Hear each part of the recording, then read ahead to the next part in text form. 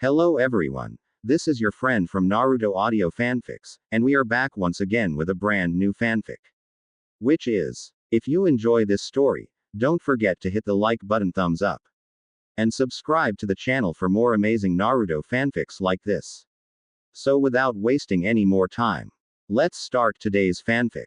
Naruto sighed and looked at Tsunami and saw the pleading look and said, Tsunami, do you understand what you are asking? You will no longer be human. You will become a kitsune and live a very long life. You will watch Inari grow old and die. Are you sure you can handle that? Tsunami, who was still, closed her eyes as a tear fell and said, No. No, I can't. A mother never wants to see her child die before them. As she burst into tears and Naruto sighed and said, Kurenai, can you hold her? I will be back in a few moments. As he walked to the door and left the room. Kurenai thought, I can't believe he talked her out of it. He is different than most men. They would take her offer in a heartbeat, but he's actually concerned about not only our feeling but the others as well. As she walked over and kneeled beside the crying woman and held her. Naruto walked up the stairs and knocked on Inari's room. Inari opened the door a few moments later and saw Naruto and asked, What is it you need? As he rubbed his eyes. Naruto said, Can I talk to you a moment? Inari said, Sure. You don't have to ask. As he led Naruto into his room. Naruto walked over after closing the door and said, Inari, I was wondering why did you start calling me father earlier today? Inari said, Well, you said we were the same and you saw a part of you in me and said that it was like a father looking at a son. You're amazing and I thought that if I started to call you father then maybe you would want to be mine. I want a dad to teach me stuff like you did today and someone who can explain things. I don't want to burden mom anymore because of all the sadness she's had and grandpa is always busy that I don't want to be in the way and I want someone to call dad again. I went 7 years without one and then I had one for 4 months and just when I started to see him as a dad he was taken from me. I see how strong you are and know you won't be taken from me. Plus when you turned into a fox was so cool and the way you can grow plants was awesome. Also the little joke you pulled on everyone by making those fake men and women to do the dinner to make people happy. You would be the coolest dad in the world. Naruto said. Inari, the reason I can turn into a fox is I am not human. I am a kitsune. I was born human but the god that has the same name as you turned me into one as a gift. Earlier your mom asked me something and if I accept she would become a kitsune like me and Kurenai. Each of them will become my wife basically. Inari got excited and said, So you would really become my dad then? Yes. As he started to jump on his bed. Naruto saw this and looked down and said, Inari. Stopping the boy. He then continued speaking. I wanted to accept what she asked me but there is something that changed her mind. That something is her love for you. Inari was confused and said, What do you mean? Do you not love me or are you saying my mom doesn't love me? Naruto held up his hand seeing the scared kid and said, Stop. That's not what I said. The reason she changed her mind is because she would stay young for a very long time. So long that she will watch you grow old and die and still be young. Kitsunes have long lifespans and she loves you too much to see you die. She put her happiness away so that she can be with you. She loves you that much. Inari sat down as realization finally started to settle on his face and said, So mom decided not to become your wife so she can be with me. Naruto said, Yeah. Inari started to cry himself and said, It's not fair. I want you to become my dad. Why can't I become a kitsune also? Naruto smiled to himself and said, Actually, you can. Making Inari blink and said, Wait, what? Naruto sighed and sat back and said, Look, I have an offer for you so listen carefully because if you accept there is no backing out. It's for life. Now I can make you a kitsune but if you accept then I will be your dad but your mom won't be your only mom anymore. You will have several moms then. You will also be the only male in our family besides me because all the other children in our family will be females. You will be the big brother to all of them. If you accept you will be my son, the only son I ever have. You will live a long life possibly well over 1,000 years. Any friends you make will most likely die of old age at some point and any woman you ever fall in love with will have to become kitsunes as well. You will also become the next prince of the Kitsunes and most likely the next avatar of Inari who asks us to do stuff for him every once in a while. When I die, it will be your responsibility to watch over the rest of the Kitsunes in the world, and you will be responsible for also protecting the temple of Inari here in Wave. You won't be able to tell people unless you trust them you're a Kitsune, because humans don't understand and will be afraid of you and may try and hurt you or those you care about out of fear or ignorance, and you will have to get stronger to protect them. If you accept, I will treat you as my son and will teach you everything I know. You will have to leave Wave though and come and stay with me and the rest of the Kitsunes along with your mom. Now, do you accept? Inari looked stunned and thought it over for several moments and said, so if I accept, will mom become one also? Naruto nods and Inari said, alright Otusan. I accept. Naruto smiled and said, are you sure, because there is no going back? Inari said, yes, I understand and accept. Naruto smiles and said, well son, go ahead and get you some sleep and I will ask Inari tonight how to turn you. He stopped talking when a white fox appeared in smoke and said, hello Eiji and Naruto. Naruto sighed and said, see what I mean? Inari meet Inari. So why are you here fuzzbutt? Inari the fox snickers and said, so you have chosen him to be your son, I see, and he accepts to become my avatar after you pass away way down the line. Very well, I accept him. When the time comes, he will become the next 10-tail Kitsune, and now you no longer can have any more sons. You understand and accept, right? Naruto nods and Inari burst out laughing, making both Naruto and Inari look at the fox, and he said, I can't believe in all the years that I have been around that the tradition still goes on. Remember, Ruby told you no Kitsune is ever born male. Males are always made one. You are just the next in line of selfless males who have gave up their chances to have sons born to them. I am so clever, I amaze even myself. Well, welcome to the pack, kid, and CYA. As he burst into smoke laughing. Inari opened his mouth to cry out in pain as he passed out on the bed. Naruto sighed and said, get some sleep, kid. As he got up and walked back downstairs. When Naruto walked back into the room where Tsunami and Kurenai were, he closed the door and said, welcome to the family, making both women look at him. Kurenai asked, what do you mean, Naruto? She could not accept because. Naruto held his hand up and said, don't worry. Inari is now my son and a Kitsune. Kurenai said, but you only could have one son. Naruto said, yeah, about that. Turns out I got tricked by the demigod furball just like every other male who has been made a Kitsune. Ruby said all male Kitsune are made, not born, and Inari is just the next in line. Inari bragged how he can't believe it always worked out like that. Anyways, since Inari is now my son, do you still want to be one? Tsunami looked at him and then Kurenai, and she smiles happily and nods, and Naruto walked over and slowly picked her up and kissed her on the lips as he turned to Kurenai, who stood up and kissed her as well. Kurenai mewed when she felt his lips on her, and then he pulled backward and slowly started to pull her cloths off of her. He looked at Tsunami and said, you continue doing this. As he moved away and Tsunami kissed Kurenai when she started to remove the cloths Naruto had loosened. Naruto began taking his own off as he watched the woman, and he walked over to the bed and pulled out a kunai and cut some strips off and walked back over and threw several kunais in the floor, making both women stop and look at him, and he said, now Kurenai, I want you to use these cloths to tie Tsunami's wrist and ankles to the kunais. Kurenai asked, why? Naruto said, relax and trust me. I thought of something to make this special for you both on my way back down, so just go along. Kurenai saw him smile and nod, and she took the cloths and set Tsunami down and slowly tied her to each of the 4 kunais. The sound of a few more kunais hitting the floor made her look, and Naruto said, now that you got her tied down, you come here and let me tie you also. Kurenai said, what's with you and tying us up? Naruto slowly tied her wrist and then her legs and said, well, you see, when I was with my second teacher, I learned his favorite form or torture. As he pulled out a long raven feather and put his hands together and said, Kujibunshin no Jutsu. As 5 other Naruto all appeared, and each of them and the original Naruto knelt down and said, now ladies. It's time for your torture to begin. As he was next to Tsunami and he kissed her as he slowly moved a feather across her left while a clone rubbed her right and the third one rubbed the feather across her. Across from him his 3 other clones also started the same treatment to Kurenai. Both women were giggling and squirming in the treatment as he saw them just getting a little uncomfortable.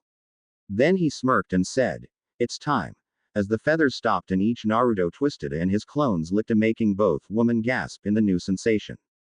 They both started to buck and their breath was getting shallow breaths, and Naruto continued this until they were almost there and then stopped, getting angry cries from both women. He took out his feather and said, "Time for round 2, my beauties." As he slowly started to play with them, rubbing the feather around each and then slowly made a trail down each of their stomachs, where the one on the right went to the left, the one on the left went to the woman's, and the one on the went to the one on the right. This continued and then the next round of twisting a and licking their. He then stopped, getting desperate pleading cries, and Naruto said, "No, no, ladies. That was only round 2. Time for round 3. As they all started to change Aegean, and this time Naruto himself was rubbing Tsunami with the feather. After what seemed like forever, with both women begging for release, Naruto looked at the clock on the wall and saw that he had been doing this for 3 hours to both women, and he thought, well, they deserve it. As he stopped with the feather and began licking Tsunami just like his clone did before, but when he stopped this time he cut the lines holding both women's feet and picked them up and said, "Well, you both have been good little girls. Now it's time for your pleasure." As he slowly slid himself into Tsunami while a clone did Kurenai. He went slow with both and felt himself cry out as Tsunami nearly choked him to death with her legs when she wrapped them around him. Naruto slowly started to push in and out as her legs bucked, and she immediately came, and Naruto saw his clone was not in much better shape than he was as Kurenai was bucking him for all her worth. Naruto picked up his speed and said, "That's it, baby, show me how bad you need it." Tsunami gave him a look that promised pain, and Naruto soon found himself in a position that he was not expecting. Tsunami had somehow found the strength not only to break the bindings holding her arms, but flipped Naruto, and he felt like he was riding a raging bull as she started ridding him with 8 years worth of frustration coming out, and Naruto thought, what the hell have I unleashed? God damn. As she took him to the cleaners and was milking him for all he was worth. Naruto's eyes began to gloss over as he came and said, "Okay, your turn." As he was spent, as the 2 remaining clones grabbed her and one quickly replaced Naruto's place and found Tsunami was a stamina house, as when he was spent he went up in smoke, and then the third one took the place, and after he had finished she passed out, and Naruto stayed awake long enough to see the last clone with Kurenai release her as she had passed out also before it went up in smoke. Naruto sighed and picked both women up and carried them to the bed before he crawled in between them and fell asleep. His last thoughts were, what a night. The next morning when Naruto awoke he found Kurenai still in bed beside him, but he saw that Tsunami was gone. He looked around and thought, what the hell happened last night? I've had fights less of a workout than that was. How the hell did a civilian do that to me? As he got up and stretched, feeling his bones pop, and he got out of bed and put his cloths back on and made sure Kurenai was covered up good, and then he walked over to get the kunais he threw in the floor, and he went wide-eyed after he got to the ones he used on Tsunami and thought, now that's surprising. I wonder if it's active, passive or emotional. As he looked what had actually cut the bindings the night before. He grabbed the kunais and walked out of the hall and into the front room and saw all the other males in the house but Inari sitting on the couch and had a band-aid on their right cheek, and he looked over and saw a little fox playing with Akamaru, and Naruto smiled and said, "Inari, change back to a human." The fox yipped and slowly changed, and Naruto snorts and said, "Okay, someone want to tell me exactly why each of you have a band-aid on your cheek and how Inari knew to change into a fox?" Kiba said, "Well, he kept telling us this morning he was a kitsune and he wanted to turn into a fox," and Tsunami, who was singing and smiling and glowing with energy around her, said to just imagine himself as a fox, and there you have it. As for the band-aid, don't go into the kitchen. And each of them nodded their heads yes in agreement. Naruto looked at Inari and said, "So, why are you guys not freaking out about Inari and his mom being kitsunes now? I mean, I figured I would hear all kind of hell over it, especially from the old drunk bastard there." Tazuna said, "What did you do to her? Yesterday she was all nice and kind and docile, but now she's a woman possessed. I'm so scared I don't even want to drink any sake, afraid she will kill me." Naruto blinked and said the only intelligent thing he could, huh. Naruto blinked and said, "Whatever, where is Hinata?" Hinata opened the swinging door to the kitchen and said, "In here, Naruto-kun," as she closed the door going back into the kitchen. Naruto shrugged his shoulder and walked to the kitchen door and pushed it open when a clang sound got his attention along with the new scratch on his cheek from the big butcher knife that embedded itself in the door frame beside his head. Naruto thought. Okay, that explains the cuts on their cheeks. As he walked on in and saw Hinata sitting on the counter smiling and Tsunami singing as she chopped vegetables and smiling as if the whole world was right. Naruto said. Someone's happy this morning. As he sat on another counter to observe. Tsunami was chopping the food at speeds that would make a professional chef look like a kid trying to peel an apple and failing. Tsunami looked up and said, "It's so wonderful. The sights are so much clearer. The smells, the taste. Oh, the taste are so wonderful I can't even describe them, and then the touch. I can feel everything in a way I never dreamed possible." Naruto smiled and looked over at the plant on the window sill which was glowing and he thought, bingo.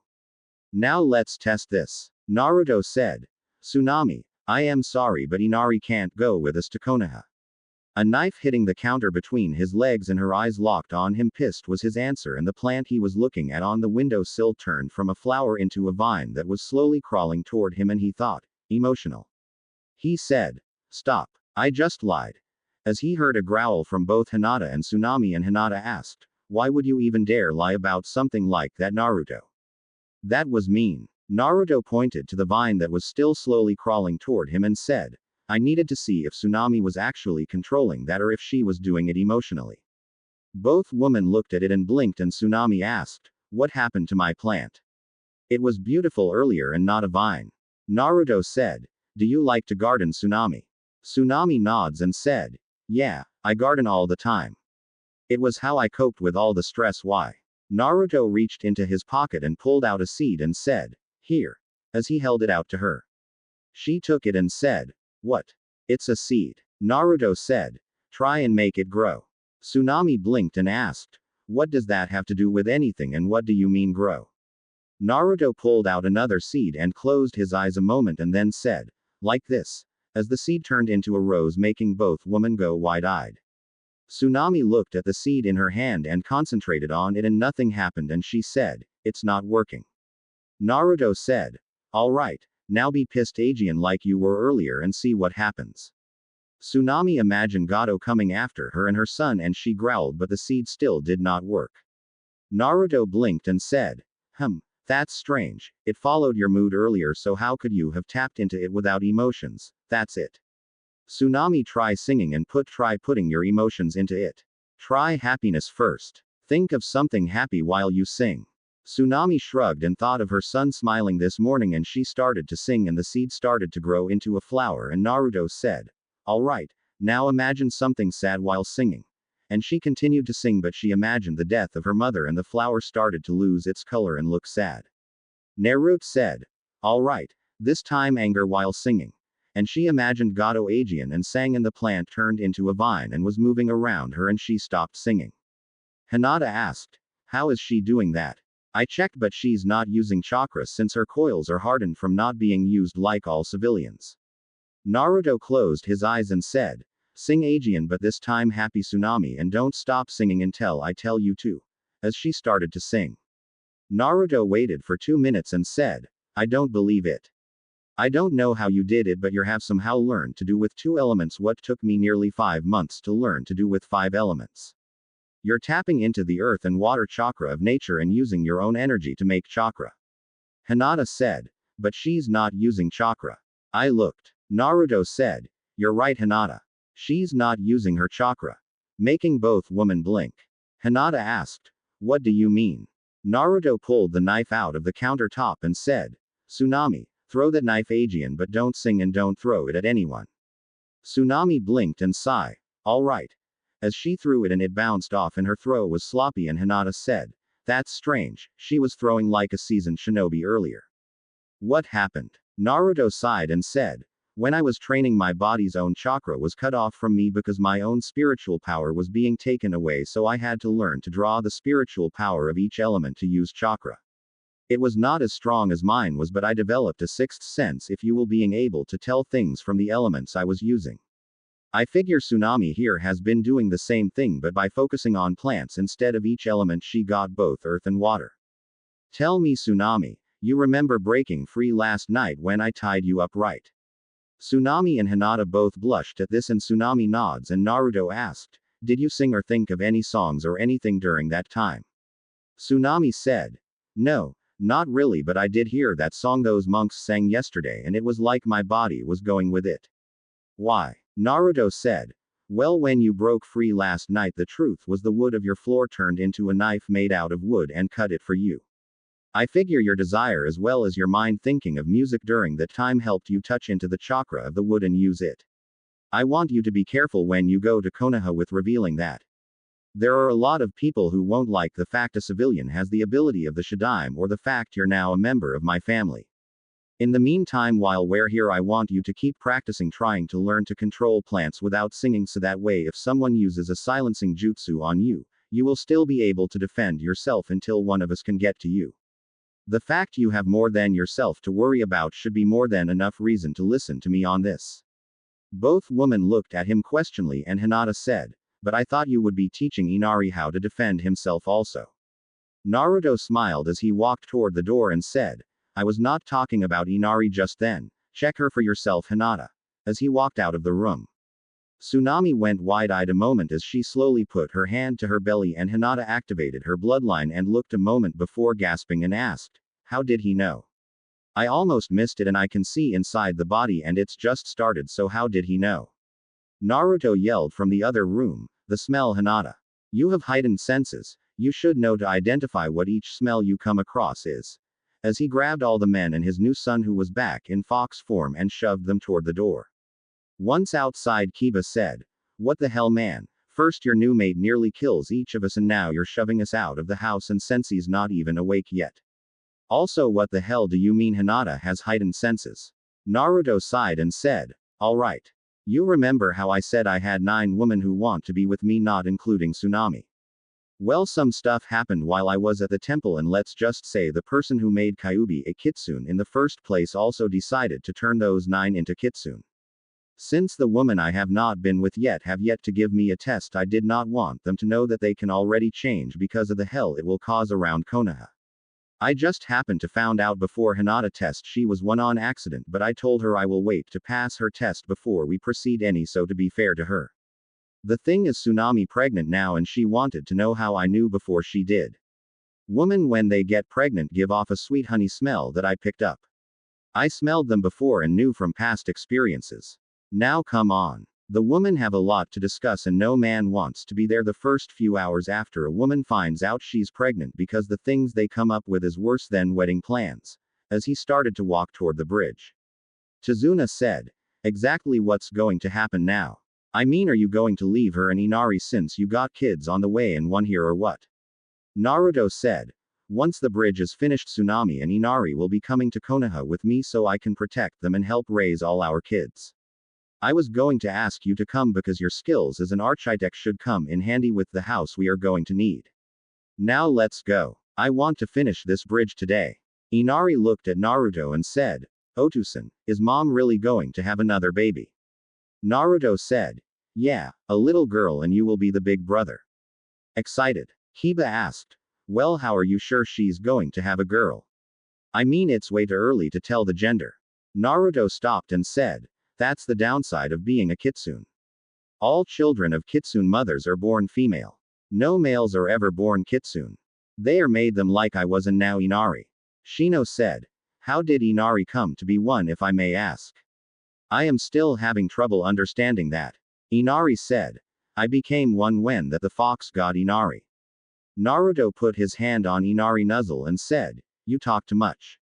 Also, don't call that fuzzy bastard a fox god. He's nothing but a pain in the gives in one hand and takes with the other. I swear I feel like I am a cheap whore when he comes around by how much he likes to screw with my head." Kiba said, "Well, you are a cheap." He was cut off by finding a kunia tapping his crotch, and Naruto looked up at the sky and said, "You know, I think I just had the perfect inspiration to screw with Shikamaru when I get back. I wonder. Hahaha. That will be awesome." As he turned and said, You say something, Kiba?" Making everyone facefo, and Kiba looked down, and Naruto said, "Oh, sorry, you know what they say about idle hands and loose lips. Come on."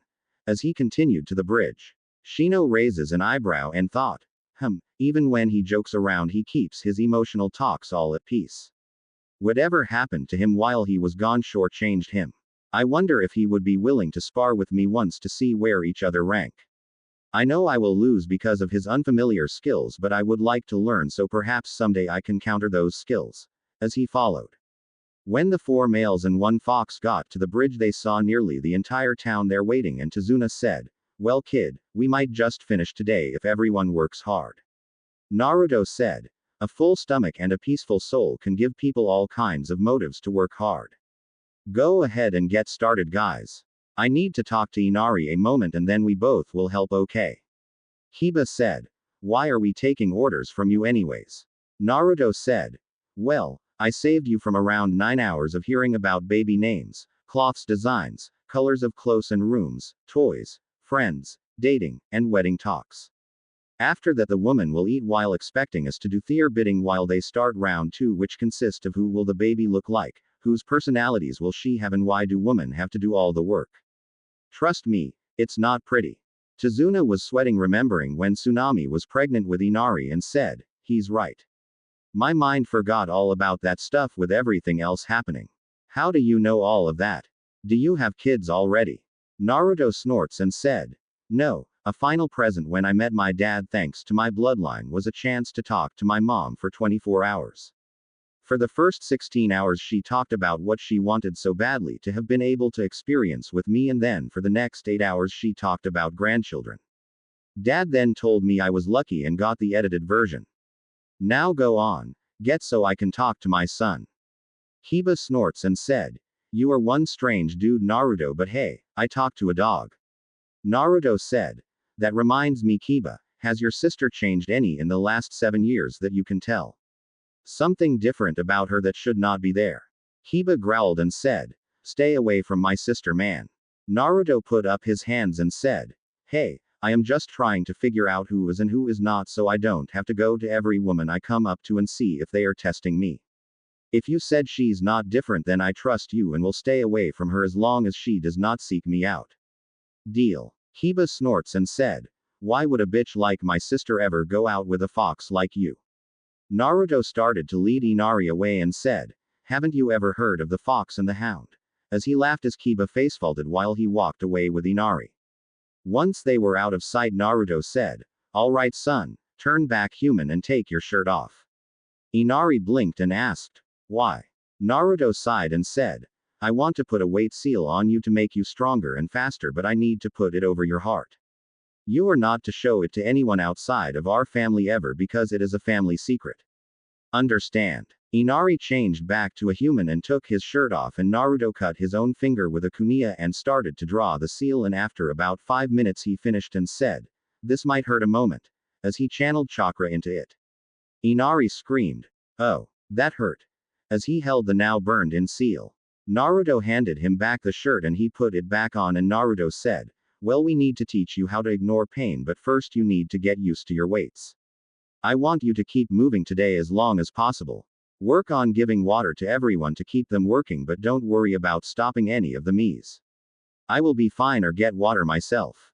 Now let's go." Inari nods and takes one step and suddenly groans as the weights reset themselves on him, and his body now weighed 20 pounds more than it did. He looked at his new dad and said, "What the hell? How is this going to make me faster?" Naruto smiled and said, "When you get used to the extra weight and take them off, you will be able to run a mile in 5 minutes where before you could run it in 8 minutes. With training and time you could run a mile in under 5 seconds or faster depending on how hard you work. Now let's go." As he began walking toward the bridge again, ignoring the boy behind him calling him a sadist. Once Naruto got back to the bridge, he created around 100 kajbunshians and had then began to work on the bridge while he jumped over the rail and walked down the support beam before he got to the water below and created around 500 kajbunshians, and they all got to work on the jutsu Zabuza gave him while Naruto worked on handseal speed for the jutsu. Around noon Naruto himself dispelled the clones working on the jutsu, having gotten it down to where he can do it in less hand seals than required, and he walked back on the bridge and saw Inari sweating hard but continued to work. Naruto walked to a kajbunshin and punched it in the face, dispelling it, and as the new memories came back to him he smiled and thought, so he only stopped one time and that was for 10 minutes after 2 hours. Not bad, kid. Not bad at all. This might be a good time to test his detection ability. As he walked over to where Shino was working and said, Shino, can I talk to you a moment? Shino raises an eyebrow and said, you just did, but if you would like to have a conversation, then proceed. Naruto said, I was wondering if you could help me a little with some training for Inari. I want to put him in the academy when we get back, but he missed the first year, which is mostly theory, but they do cover detection as well as covering ignoring pain in that year, so I was wondering if you could have, say, maybe 5 of you bugs go and crawl into his cloths and have them irritate him enough to make him have to work through fear bothering him and see how long it takes him to discover exactly what is causing it to happen. Shino was silent a moment and said, very well. That is a good idea to get him up to speed since the theories can be learned quickly. I will do this, but I request something from you in return. Naruto said, I will do anything within reason as long as it does not betray the trust of someone else or hurt those I care about or my family secrets. Deal. Shino said. Very well. That is acceptable. My request is a spar so I may not only test your skills but also find new ways to improve my own skills. Naruto was silent a moment and said, alright, but to make it fair, neither of us will be allowed to use either or our bloodlines or my kitsune abilities. The one thing I have learned is most bloodlines become so dependent on them they forget how to fight without them. Shino said. Very well. We shall spar once we return to Konoha. Until later. Good day. As 5 bugs flew away from the top of his coat and toward Inari. Naruto watched as they landed on him and crawled into his shirt and pants. A few moments later, Inari stooped and started to scratch his arm with one hand and leg with the other. Naruto walked over and said, what you doing? Inari said, working. Naruto said, look like you were scratching. You can't stop in the middle of combat and scratch your arm or leg. You need to learn to ignore pain and work through it. I am sure whatever is bothering you is gone now, so get back to work. I see a bunch of people thirsty over by those crates. By the way, good job overall, son. As he walked away, hearing Inari call him a bastard. When Naruto walked over by Kiba, Kiba said, that was mean, Naruto. He's just a kid. Naruto sighed and said, Kiba, you remember how I was treated in Konoha. The ones who are too stupid to see the truth will treat Inari the same way, and he won't have demon chakra flowing through him to heal his wounds like I do, so he will have to get strong fast. I am just trying to catch him up to Konohamaru level right now, so maybe I can talk the old man into putting him in Iruka sensei class with Konohamaru, who will help look after him since I am like a big brother to him. Kiba said. You sure make a good pack leader, but you're not the top alpha. Naruto said. To each their own, Kiba, to each their own. You have your pack and I have mine. Doesn't mean we can have our packs get together to chew on a few bones together. Akamaru barks in agreement and barks some more, and Kiba said, traitor. Akamaru says he likes playing with Inari in his fox form. Naruto smiles and said, once I can get a place big enough for my family going, I will let you bring him over so they can play. The exercise would be good for both, since I figure Akamaru will get big enough for you to ride on one day. Kiba looked at his dog and said, you think so? Naruto nods and Kiba said, thanks. That means a lot because Akamaru was the runt of the litter. Naruto said, so was I if you remember right. Look at me now. Kiba got a look on his face and said, I never thought of it that way. I guess you're right. Naruto said, guess I am right. I know I am. Kiba growled and said, don't get full of yourself, fox boy. You have not beat me yet. Naruto said, key word. Yet. Even you think you will lose to me by that comment. Kiba growled as Akamaru yipped happy in agreement. Kiba looked shocked and said, traitor. Naruto laughed and tensed a moment as he looked toward the other shore and said in a loud voice, Inari, come here quick. As he continued to look at the shore still less than a mile away. Inari came over as quick as possible and asked, what is it, Dad? Naruto reached for Inari's sleeve and picked a bug out of the cuff and said, go tell Shino to come here quick. And the bug flew off and Naruto said, oi drunk bastard, come here a minute. Never taking his eyes off the other shore. Shino walked over with Tazuna and Tazuna asked, what is it, kid? I am busy. Naruto said, work's cancelled the rest of the day. You're going back to the house with the rest of the team and Inari. Making everyone look at him. Kiba asked, what's up, man? When we left this morning, you were wanting to finish today. Now you're acting like you're expecting an. As his eyes got big a moment and said, "You are, aren't you?"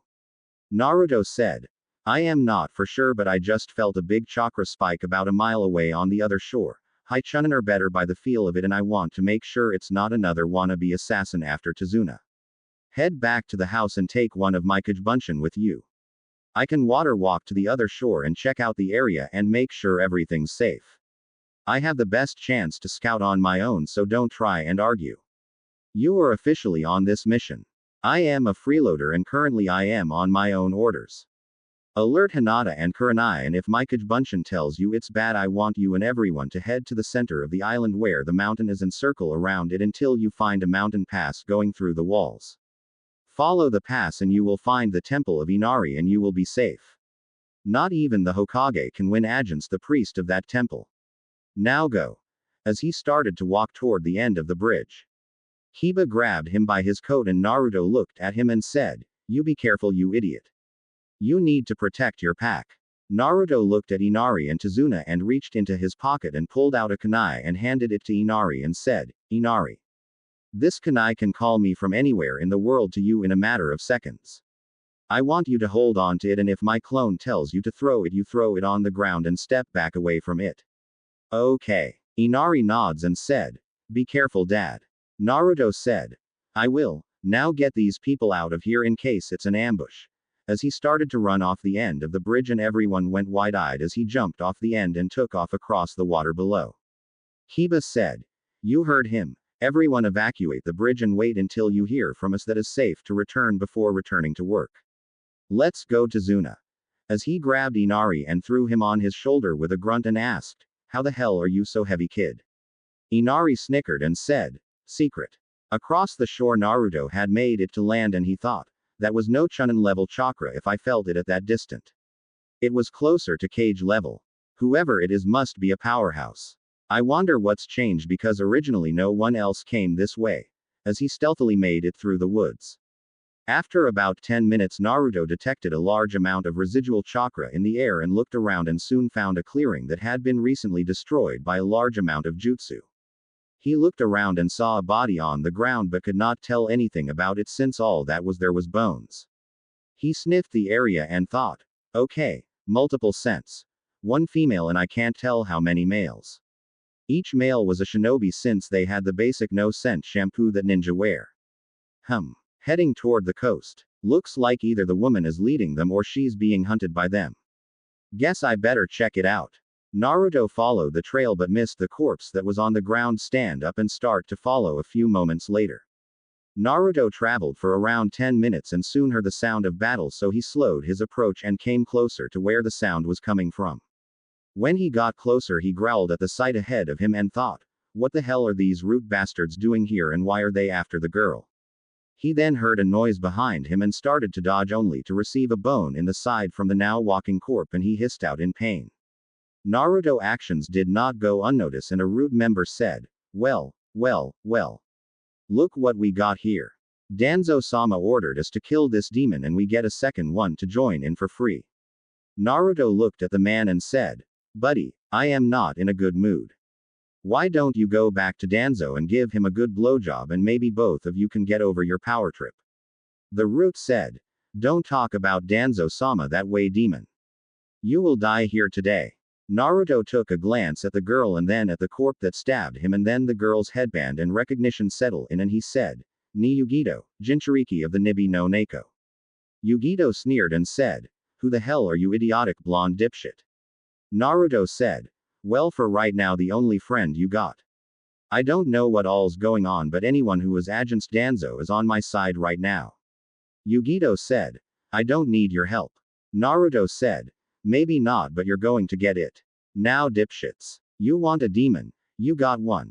As he bit his thumb and started to flash through hand size and said, Kuchio's no jutsu, Kyubi no kitsune. As he slammed his hands on the ground. Everyone tensed when they heard him call out the name of the Kyubi and then when all that happened was Naruto was covered in smoke. A root member laughed and said, the big bad demon thinks he can summon himself. Naruto reached up and took off his sunglasses and put them in his pocket and had his eyes closed and said, Oh, you think I was summoning the fox's body, huh? Nope. Not what I was doing. I was just summoning it back into my body. Now watch a real demon, assholes. As he put his hands in a ram seal and the wind picked up around him as red chakra slowly started to spin around his feet and work its way around his body as he screamed, "Ah!" Like he did when he faced Neji during the original exams. Everyone, including Yugito, was taken back by this because the air around them was starting to get harder to breathe as the red chakra soon to the form of tails lashing everywhere but unrefined. Naruto fingernails started to grow as his teeth got wider and his eyes had turned red and he slowly got down like he was a fox and a defined tail made out of chakra formed behind him and he smirked, sinking the fear coming off of the men. He then vanished from sight and appeared behind one man, instantly driving his hand through the mont's back before he disappeared Aegean and appeared in front of two others, grabbing them by the neck and pulling their windpipes out while crushing them. Naruto dodged a swipe from a sword that would have cut him vertically and grabbed the blade with his hand, snapping the blade in half and twisting his wrist before plunging the blade through the bottom of the man holding half a sword's neck, and it came out of the top of his head.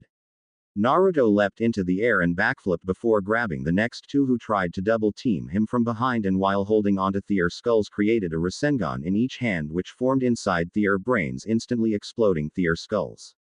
Naruto looked around and said, "Are you just going to sit around all day or are you going to kill some of these bastards?"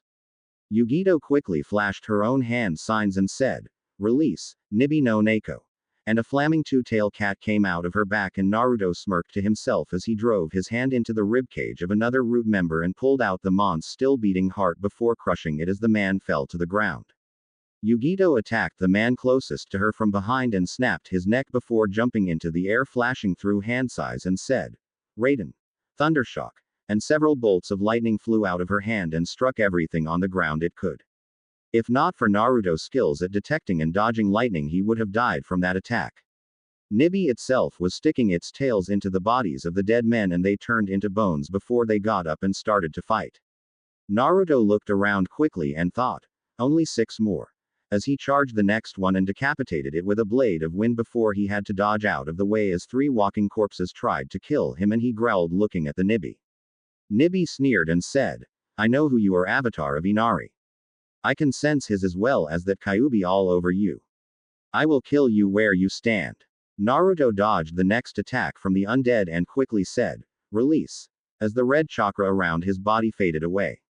As it was gone, the zombies, for a better word for them, quickly killed the other men and Nibi turned them into zombies also. Naruto growled and pulled the staff off of his back and turned it into his sword and said, "You just up, masters. I know who you are as well." Yugito, who was confused about what's going on, asked in a scared voice, "What are you doing, Nibi?" Nibi said, "Killing a kitsune." Before she had time to think about what Nibi said, Naruto quickly appeared behind Yugito and wrapped the prayer beads around her neck and said, "Sit." And Yugito instantly face planted on the ground below. Nibi froze a moment and Naruto said, "Now stay, Yugito.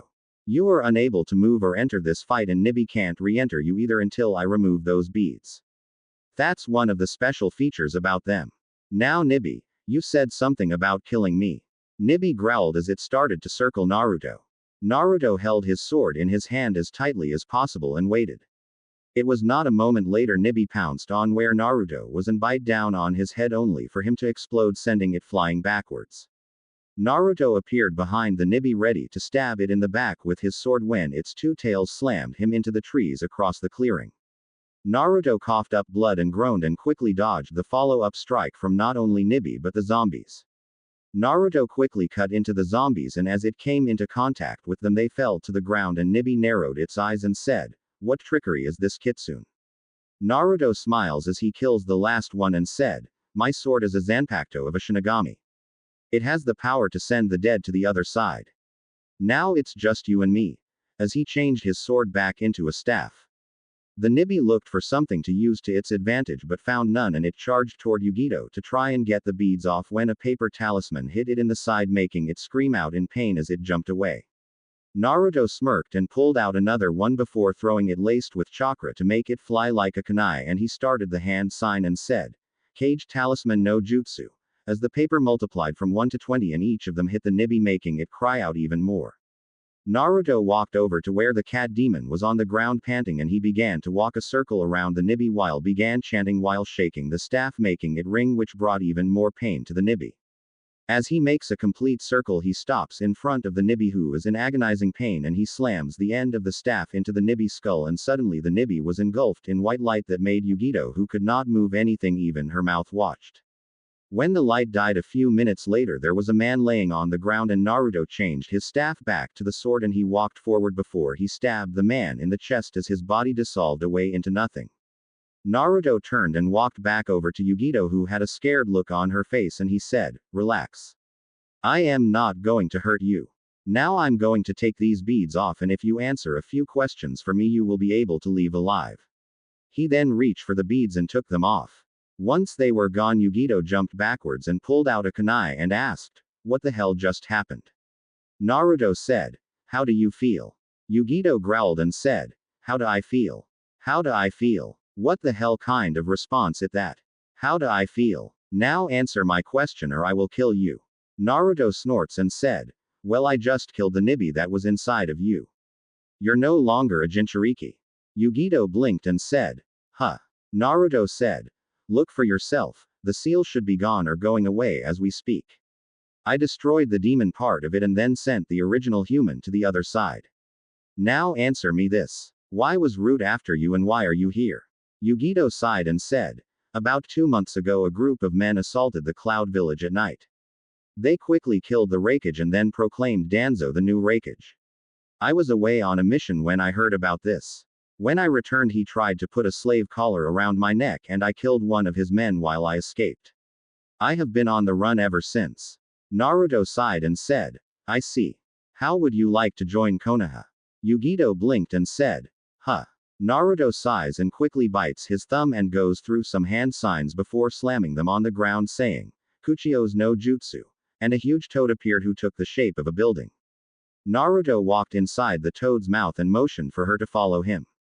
Once they got inside, Naruto said, "Oi, take us to Jiraiya."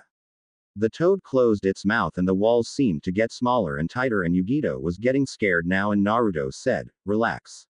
We will be there in about 5 minutes."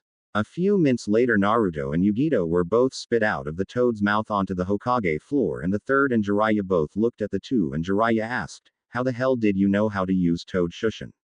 Naruto groaned and said, "Not now, we got trouble."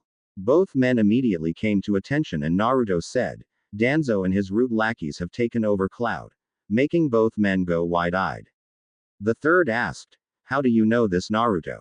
Naruto motioned to Yugito, who was looking at her cloths disgusted, and said, "This is the former Jinchuriki of the Nibi no Neko, ni Yugito from Cloud.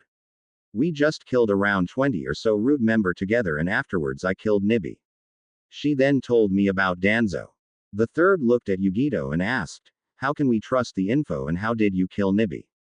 Naruto said, "Remember the monk that was part of my bloodline? He specialized in killing demons, so I have the knowledge to, but that's not important. If you need proof, I suggest have Ino do a mind scan.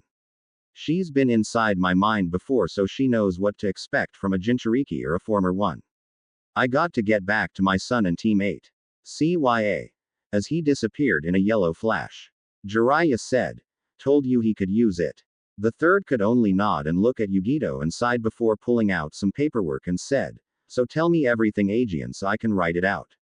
Then tell me what you got planned to do. After that, tell me how you feel about Konoha, and if you have any trouble having a Yamanko enter your mind to make sure you're telling the truth." Yugito sighed and nods as she began telling everything. Naruto appeared back inside the house at Tazuna's, and Kurenai asked, "What's the SIT representative?" Naruto said, "For now everything's taken care of. Some of Root were chasing a former Cloud shinobi who does not like the new Raikage." Hinata stiffened when Cloud was mentioned and asked in a stuttery voice, "Who's the new Raikage?" Naruto sighed and said, "Danzo," making all the Konoha shinobi wide-eyed. Kurenai asked, "So what's going on now?" Naruto sighed and said, "I took the girl to Konoha and she's meeting with the Hokage. Danzo lost around 20 men today, so he won't be happy. For now we will rest and then tomorrow finish the bridge. By the way, night-night." As he fell face first on the floor. Everyone was worried about him, but soon they found he was out of chakra Aegean, and Hinata said, Sensei, his chakra coils are burned like he's been using Kyuubi chakra again. Kurenai sighed and said, I will see if I can get Sakura to come check on him. That's 2 times in a week he's passed out from chakra exhaustion. Something's not right. When Naruto slowly awoke, he found himself in a bed and he groaned as he tried to sit up but found he could not move. His arms and legs had been tied to the bed with a plaster cast around his hands, making it impossible to move his fingers for hand signs, and thought, only Sakura would do that to me, knowing how I hate to stop and rest when something's wrong with me. Where am I? As he tried to look around. Recognizing the room as one in Tezuna's house, he sighed before saying out loud, Oi, anyone out there? I need to take a leak. A snicker was heard as Sakura walked in the room, and she walked over to him smiling and pulled out a paper tag and put it on his bare chest and channeled chakra in it and said, Now there we go. You can't get more than 20 feet from me or you will immediately be knocked out with the drugs in that tag. Now you go and take care of your normal routine, and then we need to talk to you. In a serious tone. Naruto sighed as she released him and said, You just like having me at your beck and call, Sakura-chan. Sakura did not smile or even seem to be humored. Naruto sighed and said, That bad, huh? Knowing the last time she was like this when he used his Fuden, Rasenshuriken, and could not use his arm for 2 weeks. Sakura said, Just go get cleaned up, Naruto, and meet us in the living room, as she turned and walked out the door. Naruto went to the bathroom and refreshed himself and put on some cloths and walked back into the living room where Kurenai, Hinata, Kiba, Shino, Sakura, Shizune, Tsunade, Inari, Tezuna, and Tsunade were all sighting, and Naruto said, Hey everyone, as he smiled. Tsunade looked at him and said, Kid, what the hell did you do to yourself? I mean, how the hell did you do that to your chakra system? Naruto blinked and asked, What do you mean? As far as I know, I did not do anything to my chakra system. A knock on the door drew everyone's attention, and Sakura walked to the door and opened it and said, What the hell are you doing here? As she stepped aside. Team 10 walked in with Ruby, and Ruby said, What the hell have you done, Kit? I mean, it's bad enough I felt that damn training you did, but whatever the hell you pulled a week ago me up big time. Hell, the pervert had to put a seal on me to stop all my chakra from moving because of the damage. Naruto blinked and said, A week ago, how long was I out? Ino said, Well, it's been a week since you brought that girl to Konoha. After 3 days of Ruby being in the hospital before she could move, he decided to send her and us to where you were, since we had no idea how long the mission would be, so here we are. Naruto sighed and said, I guess I can't lie about it anymore. Everyone sit down except you, Hinata. Everyone looked at him confused, and Hinata asked, Why did you want me to stay standing, Naruto-kun? Naruto said, Seal off all my chakra to my arms and legs. Don't stop until it's completely stopped. As he laid down on the floor. Tsunade asked, Why are you having her close off your chakra to your arms and legs? Naruto sighed and said, I noticed it when I was fighting at the temple. It was like when I first learned the Rasengan. My chakra coils caused my arms to cramp up and spasm from being used too much and caused me a lot of pain. I was able to just sleep it off before and it would not bother me, but now it's different. I don't know how to explain it, but it feels like they are constantly on fire and I am having to concentrate a lot of my chakra in them to just use them. I was going to wait until after the Chunin exams before mentioning it. Asuma blinked and asked, Wait, why were you waiting to tell anyone if you have a medical condition or something? I mean, that could put your team in danger. That's not a quality a Chunin hopeful would want to display, Naruto. Naruto, who had his eyes closed as Hinata began sealing off his chakra, said, It's not something that would put my team in danger. It's something that would put anyone who attacked me in danger. If I am right about what is wrong, then Tsunade or Sakura can tell you better than I can. It should be safe to figure it out now, so go ahead and check them, please. Sakura went to his right side while Tsunade on the left, and both began to check his arms and legs, and Hinata looked down, already noticing what's wrong, and Sakura stopped and said, What have you done, you idiot? Naruto sighed and said, I've damaged my chakra holes in my body, haven't I? Tsunade sighed and said, Yes, you have. It's a wonder you haven't died from chakra exhaustion. I do have to agree with his idea though, Asuma. Any jutsu he uses will be about 50 times more powerful right now than normal, so he could literally destroy the very cells in a body if he hit. Naruto said. I know. If I was not able to draw on Kyuubi's chakra for a period of time to refill my reserves, I figure I would have died already. Ruby said. Wait, how can you call on that chakra without me knowing about it? The third already explained things to Shikamaru, Choji and Asuma about the truth, so explain how you could draw on that chakra without me knowing. After all, it's my chakra. Naruto snickers a moment and said, No. You're wrong. Remember your story how you said you first became the Kyuubi. Inari turned you into it, but have you ever wondered how he did it? The answer is simple. Each of the humans he cursed that day had a different demon summoned and sealed in their body like a Jinchuriki, except instead of staying inside of your body it merged with you, making it where you and it became one. The day you found yourself outside of Miyagi you had 6 tails, remember? The reason was because the demon was no longer inside of you. It was dead. Shikamaru said. Wait a minute. If the Kyuubi is dead, then how can you still call on its chakra? I mean, shouldn't you have absorbed it or it ceased to exist? Naruto sighed and said. I guess the best way to explain it is to show you by doing it. As he slowly got to his knees, since his chakra was still closed off, and he closed his eyes and bit his thumb and started to go through hand signs slowly, and then before he finished Hinata said, Your chakra still closed off, Naruto-kun. Naruto smiled and slammed his hands into the ground saying, Kuchio's no jutsu, Kyuubi no kitsune. And suddenly red chakra exploded from his body and swirled around him as 2 tails formed behind him, and his appearance changed to that of his cubified self. Everyone was stunned by this, and even a little scared by this, as they could feel the evil coming from the chakra, and Naruto saw the civilians getting ready to pass out and he said, Release. And the chakra quickly left him, though his arms and legs had been opened back up. Naruto was panting as his skin was burned a little in spots, and he smiled and said, Might as well. As he bit his thumb Aegean and went through hand seals Aegean before slamming them into the ground and said, Kuchio's no jutsu, Nibi no Neko. And instead of red chakra, black chakra surrounded him, and before anyone had a chance to say anything, Naruto's sword flew across the room and embedded itself in his chest, and Naruto said, SSSHHIIITTT. As blood flew out of his mouth before he slumped forward. Everyone screamed, Naruto.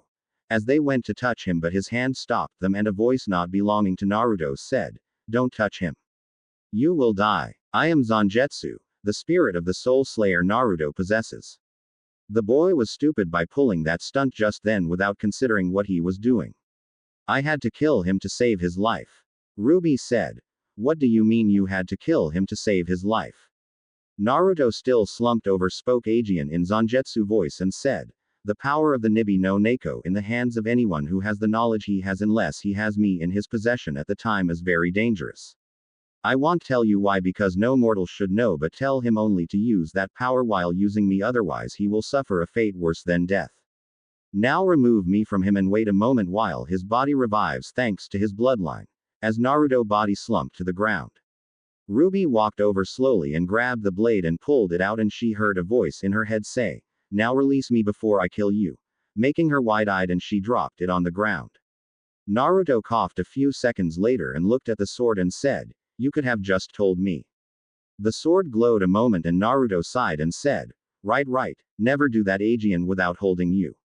I got it. Shikamaru sighed and said, Troublesome. Choji said, Is this normal? I mean, when did Naruto's life get so complicated? Tsunade smiled and said, Just wait. In around 9 months his life will get really complicated when his child is born. Making everyone wide-eyed who did not already know. Naruto looked at Tsunami and saw how giddy she was, and then saw the pale look on the face of the males of Team 8, Inari, and Tazuna, and said, They got you, didn't they? They all nod slowly, and Naruto coughed Aegean as more blood came out of his mouth, and Sakura walked over running her glowing green hand across his chest and healed him up. When she was done, Naruto sighed and said, So is there anything that can be done for me, or am I just going to keep passing out from chakra exhaustion? Tsunade blinked and asked, How are you alive? You just took a sword to the chest and now you're back like nothing happened with minor medical help. Naruto saw everyone looking at him and he said, That's part of the second level of my bloodline. As long as I still have chakra in my body, I can revive myself, but the problem is it takes a chunk of my chakra to do it. I know of a few things that will kill me that I want revive from, but I won't tell because it's too troublesome. So back to the real question. How can I stop this chakra problem? Tsunade sighed and said, well, we would have to seal off chakra to an area and perform surgery to repair them each until we got them all repaired. You also won't be able to use chakra for at least 10 days after the surgery, or move for that matter. You will have to be put in a medical coma for that amount of time, so you will be completely defenseless. That's the only way I can think of. Ruby said. I would agree. I mean, your body does not know how to properly control the demon chakra to heal it like I did for you before. That's why you had those chakra burns earlier from just using it a few seconds. Your normal chakra is pushed to being used to heal you while the other chakra tries and kills you. Either you release the demon chakra or you run out of normal chakra. Whichever comes first. Shikamaru asked. How did you get used to it in the first place, if you don't mind me asking? Ruby sighed and said. I didn't. After you get to the fourth tail of chakra, your body is completely consumed by the chakra. Sakura has seen the effects it has on Naruto body before, so she can tell you better than I can. I always passed out once I got back to the temple and slept from a month to a year to heal. Everyone turned to Sakura and she said, when Naruto used the fourth tail, he was covered with a skin of chakra. Nothing could touch it, not even the legendary grasscutter sword of Orochimaru. Once it was released, his body was covered by 95 of third-degree burns. It's a double-edged sword. Unlimited chakra until it destroys your body, like opening the gates. Everyone was stunned and Asuma said, so how long would you say someone could be a Kyuubi? I mean, assuming anyone else could. Sakura said, it depends. When Naruto had it happen, him and Kyuubi were still not friendly to each other. With Naruto in control, I would say no more than 3 days tops. After that, there would be nearly nothing, if anything, left of the original person body.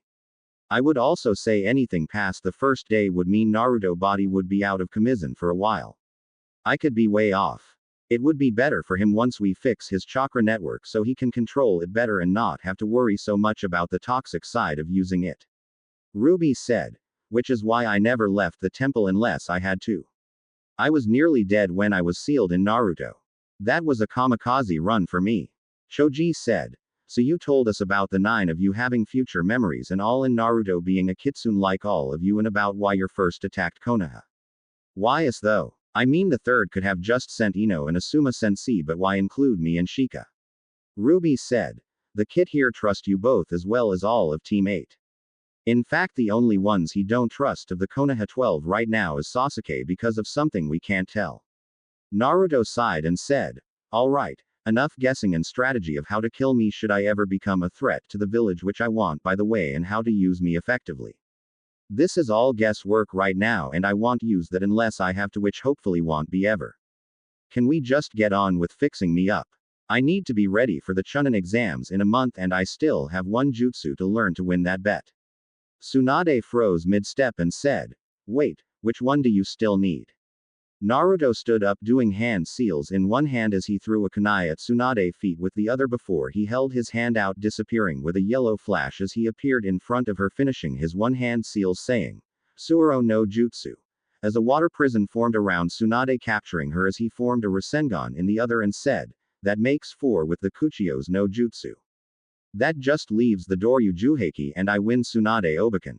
Tsunade growled as Naruto released her and she punched Naruto in the face, sending him across the room into a wall where he slumped to the ground out cold, and Tsunade said, well, there's the anesthetic. So let's get started. Making everyone sweat drop. Inari said, hey you old hag, you can't do that to my dad. Everyone froze as the temperature in the room dropped to freezing as Tsunade slowly turned her head and said, I wonder how much pressure it would take to pop your head off your shoulders. Inari transformed into a fox and said, you would have to catch me first, and I think your bones are too old and brittle to catch me. As he jumped out the window. Tsunade disappeared after him, thought the hole in the wall was a good indication where she passed through. Ino looked at it and said, hey forehead, is it me or is stupidity a trait that passes down to all male kitsunes? Sakura said, Tsunami, are we sure Naruto not Inari natural born father? I mean, I can't believe he's already following his footsteps. The fox came back into the room breathing heavy as Tsunade came in a moment later holding a kunai, and Inari changed back human and said, "That's it. Dad showed me this and it worked on that other old bastard. Let's see if it works on you also." As he flashed through a few hand seals, and Sakura paled knowing what they are, as did the rest of the females kitsunes except Tsunami. Sakura said, "No. Ino. He's Hinata. Not Shizune. That." All of them said, "Stupid." Inari finished and said, "Sexy no jutsu," as he transformed into Tsunade completely. Tsunade froze and Naruto slowly groaned as he rubbed his head and looked at Tsunade and then back and forward Aegean and said, "Oh. Shit." As realization hit and he grabbed the Tsunade who transformed back to Inari and ran for dear life as Tsunade chased after both boys. The shouts of an angry Tsunade and the sound of destruction that fell on the people of land that day were some of the most disturbing they had ever before seen. It all thanks to a little fox with a big mouth. When Naruto awoke after Tsunade had caught him and Inari, he found himself completely wrapped like a mummy and was laying in bed Aegean, and he thought, "I am starting to get tired of waking up like this. What happened?" As he tried to move but couldn't. Tsunade awoke from the chair she was sitting in when she heard Naruto groan trying to get free, and she walked over to him and asked, "How do you feel, kid?" Naruto said, "Like I am about to be buried." Tsunade snorts and said, "No, just had to keep you from getting infection. We healed your body. 18 hours of surgery with Hinata, Ino, Shizune, Sakura and myself all working on you, and even then you still had to heal a lot on your own. You're lucky we had each of their skills, or you might have been unable to be fully healed in a few weeks." As she started to untie the bandages on him. Naruto, after he was free, stood up and stretched as he felt all his bones pop and reset themselves. He slipped on a shirt and in a pair of pants, and Naruto asked, "How long was I out?" Tsunade said, "Sakura, Shizune, and myself kept you out for 15 days. You got about 2 weeks before the Chunin exams to begin. Everyone else already returned to Konoha, including your new maiden son. I also took the liberty to arrange for you to move into my family estate, seeing as I won't be needing it after a few more years. I figure that's the least I can do to make sure you look after both Sakura and Shizune. Both girls are the world to me and are like the daughters I never had." Naruto nods and said, "Thanks, Obachan." Tsunade growled and said, "I am not that old. I am seasoned." Naruto chose not to comment and only nods and said, "Okay. When can we leave?" Tsunade said, "Tomorrow. I want to give you one more day before returning, so you will have a week to get settled in. Now get you some sleep." Naruto nods and goes back to sleep. The next day after breakfast, the three women and Naruto leave an empty house and cross the Great Kitsune Bridge and heads toward Konoha to new adventures. As Naruto approached the gates of Konoha with Tsunade, Sakura, and Shizune, he could not forget the damn fox god's words from the night before in his sleep. Flashback. Naruto awoke to find himself in his mind and saw the Inari sitting on a throne looking at Naruto in his female form and Naruto in his fox form, and Naruto said, "Oi, you dumb bastard. What do you want now?" Inari grinned and said, "I see someone still upset about being outsmarted before you realize the rules of the game. Don't worry. I do it to everyone, so you're not special on that deal." Naruto growled and said, "So what do you want? You told me you would not bother me much, and it seems every time I turn around you're bringing new deals and things. I knew I should have taken the lesson I had from Kyuubi and gotten everything in a binding contract."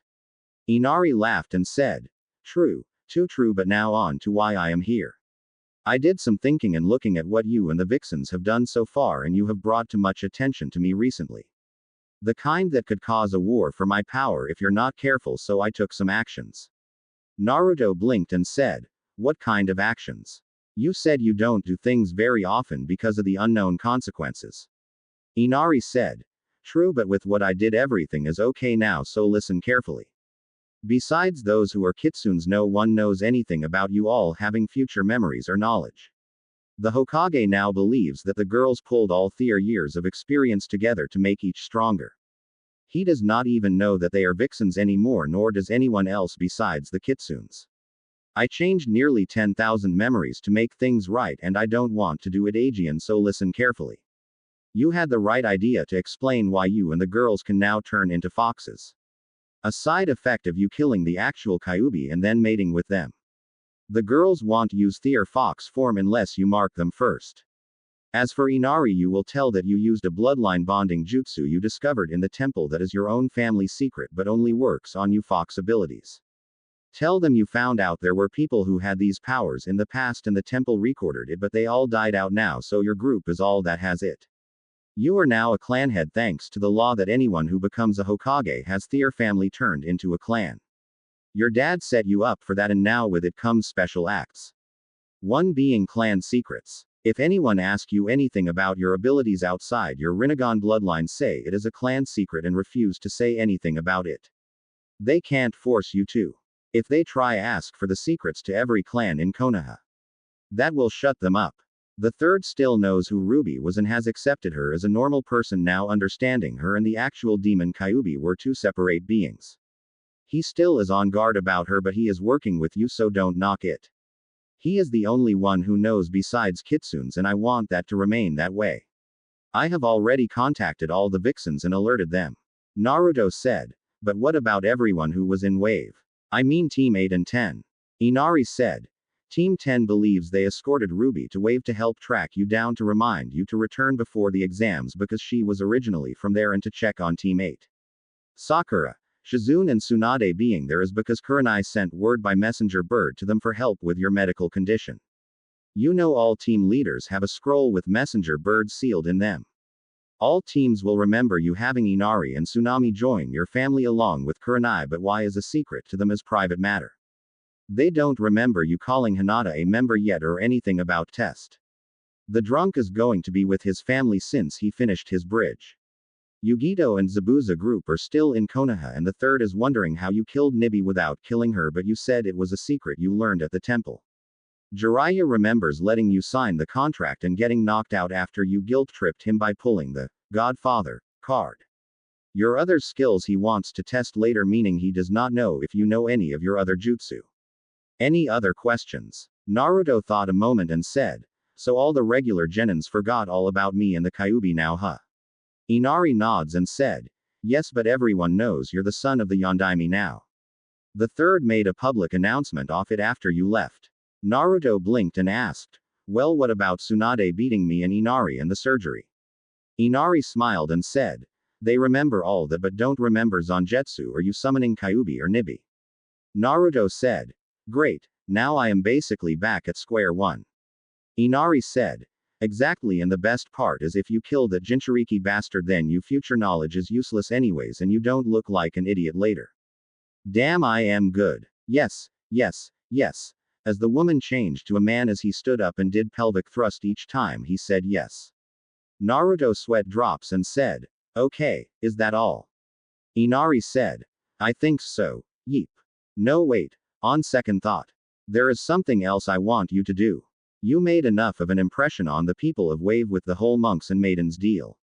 I want you to spread the word my temple is rebuilt to all the lands. Use your own ideas to do this, but do it.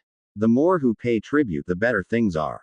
Naruto blinked and said, why? Does it really matter? Inari said, to you mortals, no. To being like me, yes. It gives us a good ego to go out and do more, plus me and the other immortal beings have a party every year and we get bragging rights about who has the biggest followings. Lately my following has almost gone to the level as that damn zombie guy god. What's his name, Aegean? Oh, I don't remember. He's a little dipshit anyways and his followers a bitch. You know the whole Akatsuki guy who carries the scythe. Naruto sweat drops and said, so you want followers to come to your temple so you can have an ego trip? Inari said, yeah, pretty much. With a smile on his face. Naruto blinked and said, then why the hell did you change the people's memories? You said they would be coming. Inari said, they would have come seeking power, you idiot. I don't give power to anyone. I have to have a reason to. I want regular followers who will actually go out and through the kindness of their heart help others and take care of the world and be fertile so I don't have to work as much. Naruto looks down defeated and said, fine. Anything else? Inari took a wise noble stance and said, go forth and multiply, my son. You're to tense, get laid. And Naruto found himself screaming as he woke up, Arrow Kit Tsunakami. End flashback. Naruto sighed as they made it to the gates, still rubbing the bruised cheek he got for waking all three women up screaming, and said, "So here we are. You guys ready for this?" Tsunade said, "You've been jumpy since you woke up from the surgery. You act like you're tense. Go out and get." Naruto put his hand on her mouth, shutting her up, and said, "Don't finish that sentence unless you want what little respect I have for you to go away, Tsunade Obachan.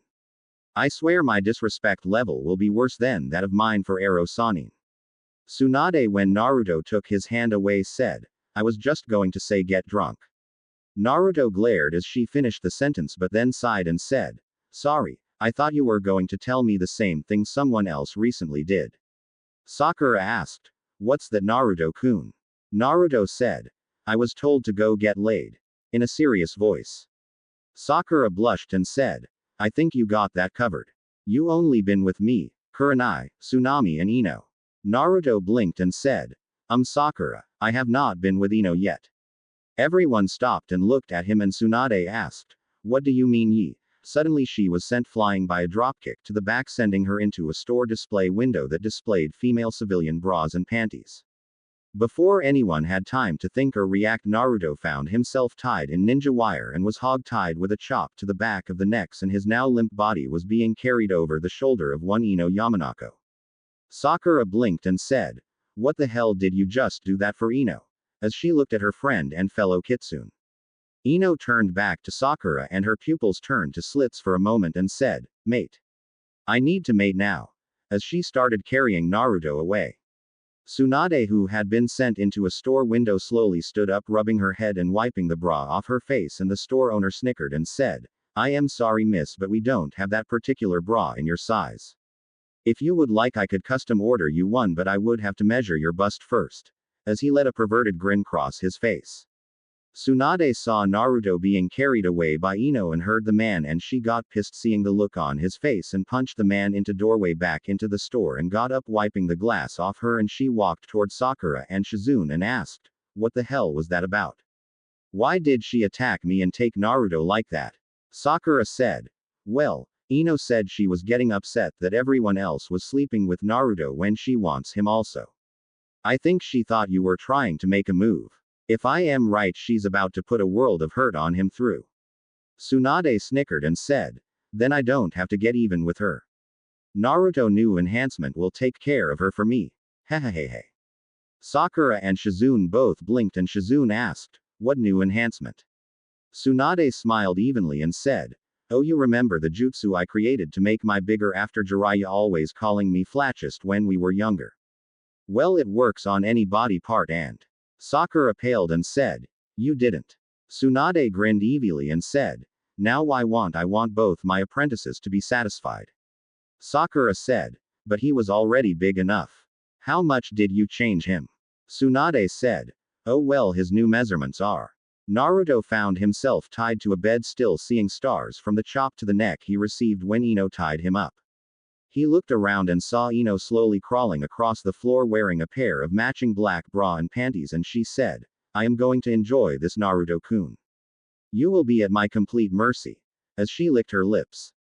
Naruto remembering Tsunami going overboard, and he paled a moment, but when he tried to talk he found he could not, as he had a ball gag in his mouth. He tried to get free but found the cuffs holding him to the bed were chakra restraining cuffs used on prisoners. Naruto was getting scared now as Ino pulled out a kunai and slowly cut his boxers off. The rest of his cloths were gone somewhere and he knew not where. As Ino cut the last of his boxers, she rubbed her hand across his groin and watched in fascination as his member slowly came to life and lifted the cloth up. Her eyes nearly bulged out of her head when the cloth fell away and revealed him. He was standing tall at 10 inches and was as thick as a can of house spray. Naruto, who saw it, blinked and thought, "Since when the hell am I that big?" Ino thought, "How the hell is he that big?" Sakura said he was well endowed, but she never said he was a SEAL club. Ah well, if that tight Sakura can do it along with Kurenai and Tsunami, so can I. More pleasure, I guess. Across town, Sakura and Shizune paled, and Sakura said, "He's going to rip her from hole to hole, Tsunade, and most likely not even know it. He knew what to do with what he already had, so you didn't need to change him. If he does not notice, then she's going to get hurt." Tsunade said. No, she won't. You girls don't know anything about, so let me explain something. Yes, at first it will hurt, but if she lets herself adjust, then she's going to be in heaven. With his new size, he can reach every spot in you and make you beg for mercy. As she cackled evilly. Shizune said. I think Tsunade and Jiraiya have switched brains. In the spirit world, a certain fox god was smiling as he thought. You shall be the talk of the world, boy, by not only your exploits on the battlefield and diplomacy but also in the bedroom. Ha ha ha ha ha. Man, I love tweaking human minds. Especially when they concern fertility. Naruto looked at Ino in pure pleasure as she bobbed her head up and down on his member, and after he finished coming the first time, Ino used her to wipe the dribble of his member as it softened. She then slowly stood up and slipped her panties off while sticking her toward him, so when she bent over he got a perfect view of her, and she turned and asked seductively, You like the preview? Naruto could only shake his head yes as Ino positioned herself above him and slowly started to sat down on his crotch, and she sees he's almost back limp Aegean from the blowjob she gave him. She wonders why he went limp, but had she known about his enhancement she would have known. The reason was because, like any muscle, it had to get used to moving in use, and since his new improvement had not been toned and conditioned yet, it was having to rest a moment. She barely pushed the tip of his member in her and stiffened as it spread her apart. She looked into his eyes and saw his worry for her, and she sat down slowly, allowing more and more of it to go in. She then felt the tip hit her barrier but stopped because it was not hard. She pouted and looked at Naruto and then arched her back sharply as his member came back to life, breaking through her barrier and going all the way to the back of her walls. Her mouth opened in a silent cry as a tear fell from her eyes, as well as the sensation of him fully in her. She stayed like that for a few moments, and then she tried to free herself to get better adjusted when she felt something she never felt before and Sakura never mentioned. She looked at Naruto and saw he felt it also by the confused look on his face. She tried to pull free, but she found she couldn't. Naruto tried withdrawing and saw that Ino was sent into an immediate world of Cloud 9. He then stopped trying to pull out and pushed in, and she screamed, "Oh g o o o o o o o d d d d d d d," as she started to bounce. She only went about 1 inch up and down and was going a mile a minute, but her eyes had completely rolled into the back of her head. She was on autopilot. Naruto for himself was also enjoying it. Every time Ino pulled up there was a sucking noise as air rushed in, as he was vacuum sealed in her at the moment from the tightness and angle. As Ino orgasmed, she felt a new sensation as her body fluids could not escape, and this sent her into an even more world of orgasm, as now each time either moved it sent pulse waves into all of her walls. Naruto, finally having enough of being the log, started to buck and pick up speed. It was when he did this the suction broke, sending a shock through both members, but then the real fun began. Ino juices covered his member quickly, and then they both started at it as animals in heat. Funny thing is, if they were in Their Fox forms they would have been exactly that. Downstairs Inoichi was having a good day. The shop was clean. Ino left saying something about getting what's hers, leaving him to his peace and quiet. No bosy customers and no missions. Suddenly a chip of wood fell from the ceiling and he saw dust start falling from the ceiling above and thought, that's strange. Just as Naruto and Ino both were ready to climax upstairs, the bed fell through the floor since the boards were old and were not supported with that kind of action in mind.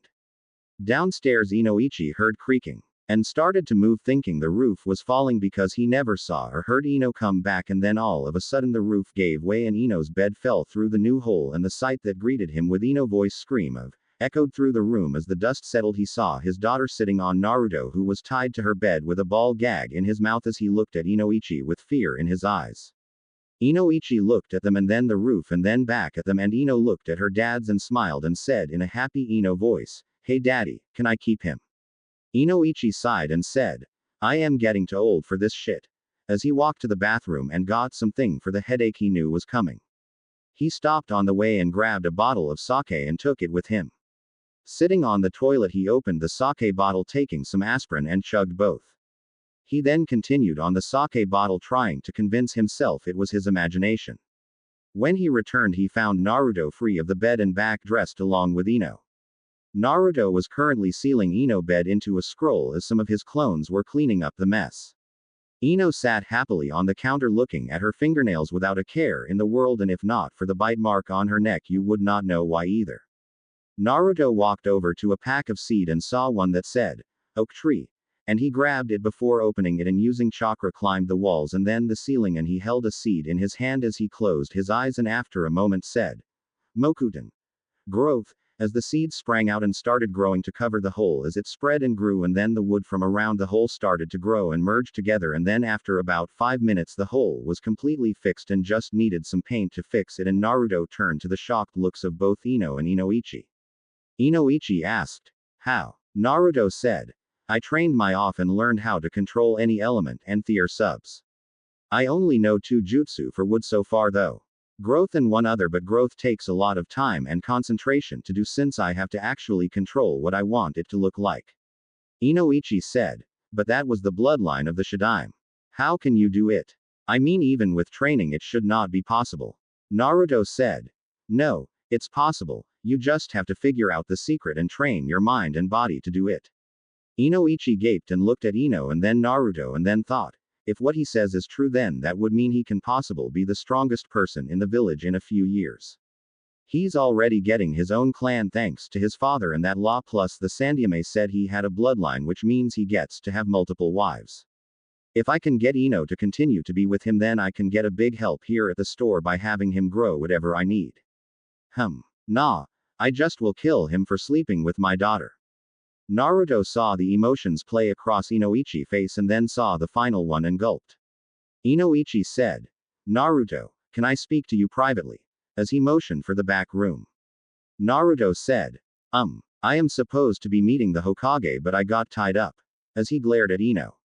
Inoichi looked at his daughter and said, well, that's what I wanted to talk to you about. You see, you broke something of great value and I want you to pay for it. Naruto looked confused and Ino thought a moment and realized what he was getting at and said, Dad, touch my mate one time and I will show you the new jutsu I invented for our family style. Inoichi looked at Ino and asked, and what might that be? Ino had just pulled of the Shintention no Jutsu, mind-body change technique, and had taken control of her father's body and walked over to her body, pulling out an exploding tag and sticking it on his pants crotch before stepping back and releasing the juts. Inoichi looked around and said, what's new about that jutsu, Ino? It's the same one I taught you. Ino said, not exactly, look down. Inoichi blinked and looked down and then went wide-eyed as he paled, and Ino said, next time it will be active if you touch Naruto-kun. I was the one who did everything, Daddy, and as you saw he was tied down, so back off or I will do everything I can to make sure you're a grandfather before the end of the year. Inoichi looked at her and she said, just imagine it, Dad. Little kids running around breaking stuff, being noisy, making you chase after them, never having a chance to go drinking while you help change diapers. Inoichi paled even further and thought, Nara was right, women are troublesome and daughters are worse. Ino saw the emotions play across his face and said, I trust I made my point. I plan to help Naruto rebuild his clan along with the other woman.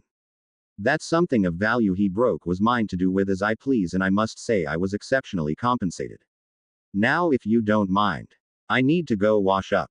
I am all sweaty and sticky now. As she got up and walked with a major limp toward the bathroom. Naruto saw Inoichi look at his daughter as she left and said, I guess that means I will be calling you Pops-in-law soon. Inoichi looked at Naruto and said, one thing, you hurt her and I will kill you, boy. I can't change her mind, but I swear if she is ever hurt you will wish that the fox was all you had to worry about. Naruto sighed and said, man, I figured I would get this beef off of Hiyashi, but I thought you would be at least partially okay with this. Inoichi blinked and said, Hiyashi, why would you be getting a beef from him? Naruto sighed and said, long story short, there are 10 women now who want to help me build my clan. Hinata is one of them, along with Ino, Sakura, Tsunami, Ruby, and Kurenai. Inoichi froze and said, wait, Kurenai, as in Yuahi Kurenai. You're dreaming, kid. The Ice Queen doesn't go for any man. Ino, who had just returned, said, actually, Dad, he's already slept with her. Clad only in a bathrobe.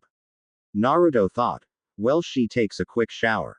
Ino said, by the way, hot water knobs broke in the bathroom Aegean, so I am going to the hot springs after I get me some new cloths. Naruto thought, or perhaps not. Inoichi was gaping and screamed, you slept with the Ice Queen of Konoha, which echoed across the entire village. Naruto said, Yeah, I slept with her, Ino, Sakura, and Tsunami already. I still have to sleep with the other six thought. At a dango stand in town, a cyclops dropped his pink book, a chain smoker spit out his drink, a snake charmer smiled evilly, and a Sertian red-eye woman said, I guess Naruto-kun's back now, with smile on her face. Kakashi looked at Kurenai and said, you slept with one of my students. Just then a blur shot past the cafe, followed by another one as a kunai embedded in the walkway just in front of the stand. Everyone turned to look at the blurs, and suddenly everyone's attention was drawn by a yellow flash, and Naruto appeared grabbing the kunai and ran by kissing Kurenai on the lips for a moment and said, no time to talk. Pissed father after me for deflowering his daughter. As he quickly created a Kajbunshin and it shot out of the window of the dango stand as he himself turned quickly into a one-tailed fox, shocking everyone who was not shocked by the Hiraishin, and then jumped in Kurenai's lap. Just then Inoichi came running back in the stand and said, anyone see that little bastard? I can't believe he's already slept with 4 women and he wants more after having my daughter. I will kill him. Kurenai said. He ran out the window. Inoichi. Why are you mad? I mean, he will make her happy and all, and he is building a new clan with 2 bloodlines. At this everyone froze and looked at her. Inoichi looked at her and said, so he has 2 bloodlines. I knew he was lying earlier when he said he trained himself to use plants like the Shodime. He has that bloodline. Kurenai said. Nope, that was not a lie. He has the Rinnegan, which you know is the bloodline of the 6 realm sage, and he has one thanks to Kyuubi dying. I won't tell you what, but now I have it also now since I slept with him and he gave it to me. It's actually quite useful. I mean, to be able to use any element including ice, sand, wood, metal, plus heightened senses, and one that everyone in this room saw before you came in. Well, I must be going. I need to feed this little guy and give him a workout. As she set the fox on her shoulder before walking out. Inoichi sighed and sat down where she was and said, the kid's probably already across town now. So what was the thing he did that you all saw? If he's going to marry my daughter, might as well find out about him. Kakashi smiled behind his mask as he picked up his book and said, oh, he turned into a fox. Inoichi blinked and went wide-eyed and said, that little bastard. Realizing he just was tricked as he tried to stand up only to be pushed back down by Kakashi, who smiled and said, have a drink, Inoichi.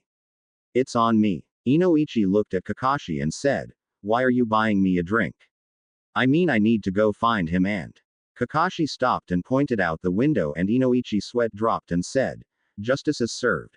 As he watched a group of female academy students played pet the fox outside while Kurenai just held her head down in shame. The fox was trying to make a break for it, but the shouts of Kawi as well as the grabbing hands stopped him from getting away. The problem was he could not change back human as long as one of them held his tail, which at the moment 7 of them were. An older woman came by and looked at the kids and said, put that filthy animal down before he bites you. Naruto growled, and suddenly 50 foxes appeared just like him, each going to one of the girls to be petted, and he slipped away and into an alley where he transformed back human, and then he walked out and the 50 foxes went up in smoke, getting groans from the little girls. He walked over to Kurenai and said, thanks for saving me, but remind me not to walk by the academy as a fox Aegean. She nods and then points to the dango stand, and Naruto turned to see Inoichi looking at him and he thought, oh shit. As he grabbed Kurenai by the waist and started to run vertically, shocking even the ninja of the village who saw him as he was doing it on nothing but air.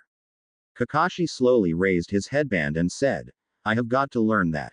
As they watched them walk to a rooftop and take off across the village. When they were away from there, Naruto stopped and sat Kurenai down and said, I just remembered I was supposed to meet the Hokage. Kurenai nods and said, good luck, Narukun. I will meet you back at Tsunade house. Naruto said, you already moved in there. She nods and kisses him before she went the other way. Naruto sighed as he made it to the Hokage office and came in through the window, seeing Tsunade, Shizune, and Sakura talking to the third, and he said, I am back, talk later, sleep now. As he backflipped out the window and ran towards Tsunade house by rooftop. Tsunade glared and said, why can't we do that? The third said, because he will have to tell his to the council. They want to meet with him when he gets back. Sakura said, I will tell him. What time should it be tomorrow to give him time to rest? The third said, tell him to be at the council chamber at 10 a.m. tomorrow. Sakura nods and the third said, so that's you training.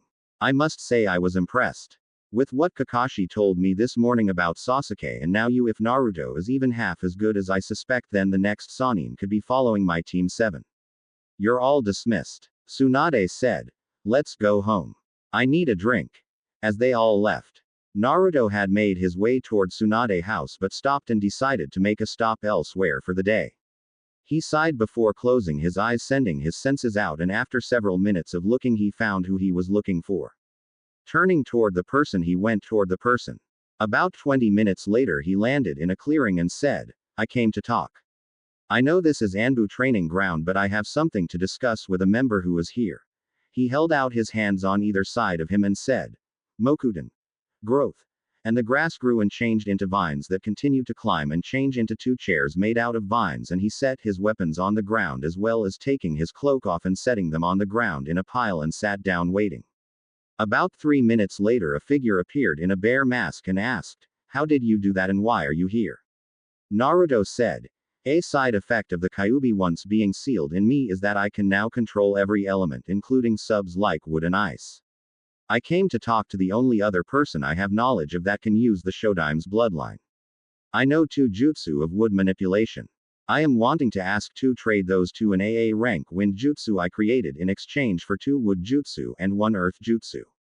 The bear Anbu asked, what are the 3 jutsu you want and what is the wind jutsu you created? Naruto said, the wind jutsu I created is called K's Bunshin, wind clone.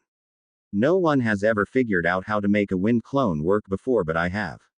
The 3 jutsu I want are Doryu Juheiki, Earth-style Rampart, Moku Bunshin no Jutsu, Wood Clone Technique, and Mokuden Haijutsu, Jukai Koden Wood Release Secret Technique, Birth of Dense Woodland. The bear Anbu asked, how do you know about an Anbu who can use wood and how did you know he is here?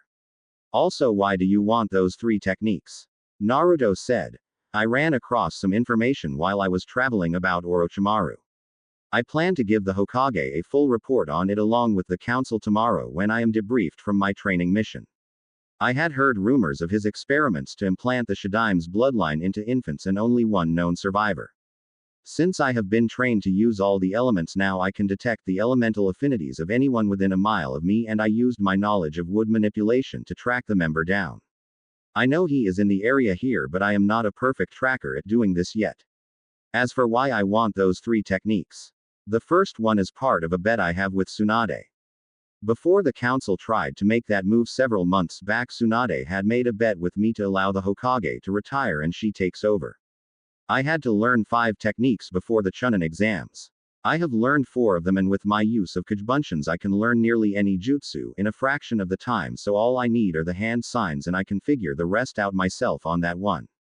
The Anbu asked, and the other 2? Naruto said, the ability to use any elements is part of a new bloodline that I have and can give to any of my wives or children. I want to get as many elements as possible to start my family a clan library, since the only ones I can classify as those now are the Rasengan and Hiraishin and Their variations. I figure if I can ask the only known user of the jutsu and make an offer on hopefully 2 jutsu he never knew, it would benefit us both. The Anbu was quite a moment and said, you keep referring to the Kyuubi as dead. I have not been notified, nor has anyone else. Can you explain? Naruto said, I will remove my shirt and allow you to look for yourself.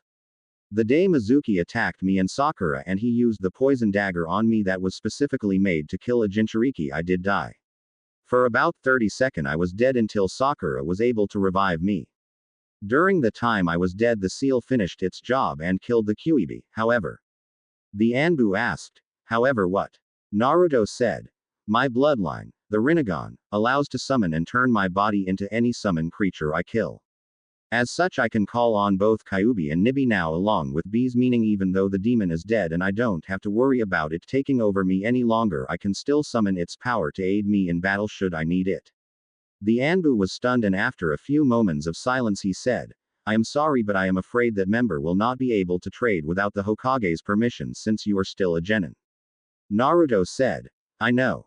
I just wanted to come and speak as an honorable person first before mentioning it to the Hokage and have him decide so he would not feel he is being forced to do something he does not want to, and also be aware of why I want them. I have enough people who hate me for things and I do not want to offend anyone I think respects me. That is why I told my secret about still being able to call on Kyuubi powers to you. I will be going. I have a swordsman to get drunk with and a pervert to find. As he stood up and started flashing through hand signs, having cut his finger on the chair and slammed his hand into the ground, saying, Kuchio's no jutsu. The Anbu stiffened for a moment, but as the smoke cleared, his sweat dropped as a little orange from was sitting there. The frog looked around and Naruto said, Hello Gamakichi. I am Naruto Namikaze. The frog looked at him and said, Well, hello. How do you know me? Naruto said, I guess you can say I have a weird memory and know things I shouldn't. Anyways, can you deliver a message for me to the pervert and I will give you some candy when you deliver it? Gamakachi said, Sure, what's the message? Naruto said, Tell the pervert to find me and Zabuza in the bars. It's time to get drunk. Gamakachi said, Sure, but better have my candy, and also dad wants you to summon him to drink also. Naruto said, I will, but I want to get enough to get him drunk also, so it will be a few days. Gamakachi nods and said, Well, alright, I will tell him. CYA. As he went up in smoke, Naruto turned to the Anbu who was still watching him, and Naruto pulled out a seed and did 3 hand signs and said, Rose whips. And the seed turned into a rose whip and Naruto slashed the chairs, destroying them. Naruto turned and said, That's the only other one I know. I will ask the Hokage for permission tomorrow, but I won't have him force the man to trade. If he wants to, it's his choice. As Naruto turned and walked away. After Naruto was gone, the bear Anbu reached for his mask and slowly pulled it down and said, And I might just take you up on that offer, kid. You're right. I do respect you and I thank you for your trust. Naruto had been walking through town for about 10 minutes when he suddenly saw a Chunin flying out of a bar and thought, Bingo. As a deep chuckle came out of the bar. Naruto walked inside and the bartender looked at Naruto and said, You can't come in here, demon. Naruto looked at him and then Zabuza and said, Piss of old man and give me a bottle of sake. I came in here to get shit-faced drunk and I am not leaving until I am. As he walked to Zabuza. Zabuza chuckled and said, Damn kid, I was wondering when you would show up, Aegean. Naruto said, You know me. So how's the hand? I did break it when I kicked your after all. Zabuza chuckled as he handed Naruto the bottle. The bartender set down and Naruto took a swig. A few moments later 2 puffs of smoke appeared and one was a summon, and Naruto just tossed a bag he had in his hand to the toad and he said, Pleasure doing business with you. As he went up in smoke. Naruto turned to Jiraiya and said, You got any toad oil? This shit's flat and I did say I was not leaving until I was drunk. Jiraiya looked at Naruto as he pulled out a small bottle and said, You sure you can handle this stuff? I mean, it's 90 proof. Naruto grabbed the bottle and mixed it with his sake and then handed the small bottle back and chugged a good portion of the sake bottle, shocking nearly everyone. Naruto took it away from his lips and said, Ah. That's good. So tell me, what do you know about Akatsuki? As he turned to the bar. Jiraiya frowned and said, Not much. Why? Naruto took another swig and said, Members, Deidara of Rock, Uchiha Itachi of Leaf, Zetsu of Grass, Hoshigaki Kisame of Mist, Kukuza of Waterfall, Sasori of Suna, Hidan of Unknown Origins, Konan of Rain, Pain of Rain, and last but not least Uchiha Madara himself. Former member includes Orochi, Shitface, Snakehead, Maru. As he finished the bottle. He looked at it and ignored the looks everyone was giving him and said, Oi, barkeep, give me another round. I can still think straight and I am bored, and the last thing this village wants is for me to get bored. Shit goes boom when I get bored. As he grabbed the toad oil from Jiraiya. Jiraiya asked, How do you know who all the members are? Naruto smiled and said, I captured one of their underlings while I was away training and used the 11,000 feathers of death to torture the info out of him. Poor bastard laughed himself to death. As he downed half of the next bottle. Just then a cough was heard and every male in the room turned and paled and Naruto said, Shit. They found me. Hey pops, anyway you might hold your little princess off so I can get away. I think I can outrun the rest, but after she knocked my out today I think she might be faster than me. As he looked at Inoichi who had been listening with the other 6 people at the bar besides Jiraiya and Zabuza. Inoichi hid his bottle and said, Sorry kid, You made your bed, now you sleep in it, Hikup. As he smiled to the woman who now stood at the door. Naruto sighed and said, time to act like a man, I guess. I love you all, ladies. As he grabbed the bottle, throwing a wad of money on the counter before jumping on the wall and then out the skylight. There in the door was Sakura, Shizune, Shikoda wife Lisa, Ino mom Pan, Tsunade, Shuja wife Sarah, Kurenai, Haku, Yugoa, and Tsunami. Tsunade said, ladies, let's round up our men. As she marched toward Jiraiya. Ino, Sakura, Kurenai, all went after Naruto. Tsunami walked toward her father Tazuna. Yugoa went for Hiati, Pan went for Inoichi, Lisa for Shikoda, Sarah went for Shuja, and Haku for Zabuza. The bartender had to look away as the woman beat them and dragged their asses out of the bar. When Ino, Sakura, Kurenai, and Ruby caught up with Naruto, he was in his fox form on top of the Yondaime's head, passed out with an empty bottle beside him. Ino grumbled and said, he's too cute to hurt. Sakura sighed as well and asked, why does every man in this village feels the need to get drunk when the ladies in their lives want them to take them out to dinner? Naruto mumbled in his sleep, because you always make us go where you want. As he rolled over. Sakura had a tick on her forehead and field goal kicked the sleeping fox halfway across the village, and she would have felt bad a few moments later had he not somehow stopped in mid-flight and stayed there. She said, he is so going to die. Ruby said, where the hell did he learn that? Each of them looked confused and Ino said, come on. Hinata is watching Inari, so you better all get going. I will move in tomorrow. Kurenai asked, won't you parents get mad?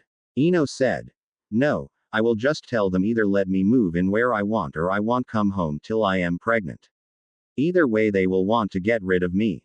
Ruby looked at Ino and said, you spent way too much time with Ibiki. Your mind games are scary. Each of the women laughed and left, ignoring the fox who was in the air burst into smoke as the real Naruto snuck into Tsunade's house and found the room that had his name on it. He was about to go to sleep when Hinata opened the door and said, don't come home drunk Aegean or I will make you beg for death. As she closed the door. Naruto grumbled, women. The next morning Naruto awoke with a smile on his face and said, time to show these women who is really boss. He then got up and pulled out some scrolls and unsealed the items inside of it and then created around 50 clones, handing one a Hiraishin kunai before he himself left the house. Around an hour later, Kurenai, Ino, Sakura, Shizune, Ruby, Hinata, and Tsunami all woke up finding themselves in an unusual position. Each of them found themselves sitting halfway on a small pole running across their butts, a balance beam with their arms tied above them and their legs secured. They also had blindfolds on and gags in their mouths. Each one wonders what the hell was going on and how they got here. They also soon realized each of them were making them that more scared. They stayed like this for 20 minutes trying to find some way to escape, but they found they could not use chakra either. With no sight, they were not even sure where they were or who did this to them. A voice finally came to life that they immediately recognized after the long silence said, hello ladies. I am sure you are all wondering what's going on. Well, the answer is simple. I have been putting up with your little games for the better part of 7 years now, and I am sick of being led around by my balls and ever since I found out, and I think I am ready to say something. You each find some way to change my mind either by accident or purpose, so that is why I have taken this course of actions.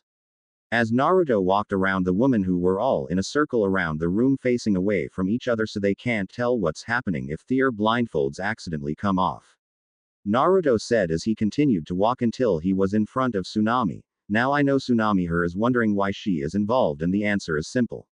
We are becoming a family now and we feel joy together and pain together, so when one gets punished all gets punished, one pleasure is all pleasure. I won't make things different for any of you because to me you're all equal. I know there are more sisters than who are here, but I am not for sure who they are yet, but when I do they will get a taste of what you all are about to receive. Now that I explained Tsunami being here, I am sure a few of you are wondering why you are here, Shizune and Hinata, since I have not marked you, and yes I know about you Shizune. Tsunade said when she told me I was moving in here, both you and Sakura are like daughters to her and want you both to be taken care of. That was the final clue. The fact you showed up with Tsunade here in Konoha when she should not have been here until Ero Sanin and I went to get both of you means that something had to draw her here, that she would listen to, and the only thing at that time would be you. as he slowly nibbled on Tsunami ear. Naruto then walked over and stopped in front of Shizune and softly rubbed her cheek and she flinched, not expecting it. Naruto sighed and said, "Now a few of you are wondering how I could know that. Simple. I got my future memories." Making a few of the women who did not know wide-eyed behind their blindfolds. Naruto smirked as he could tell the difference in each of the women.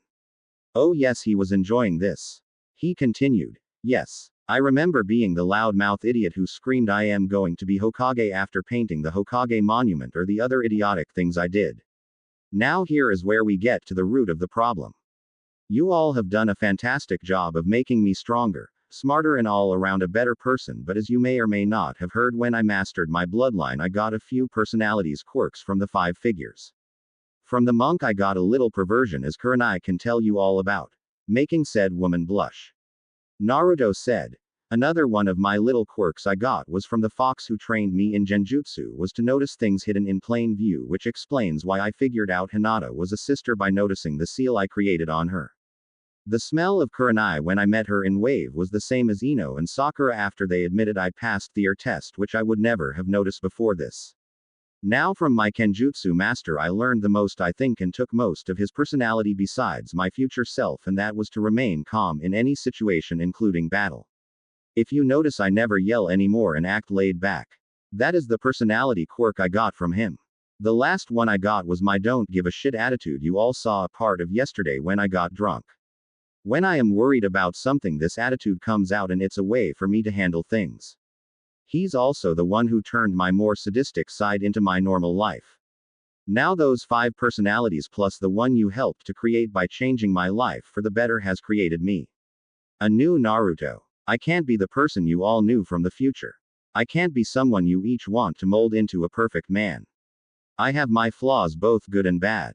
You either have to live with them or ignore them. I can't change who I am.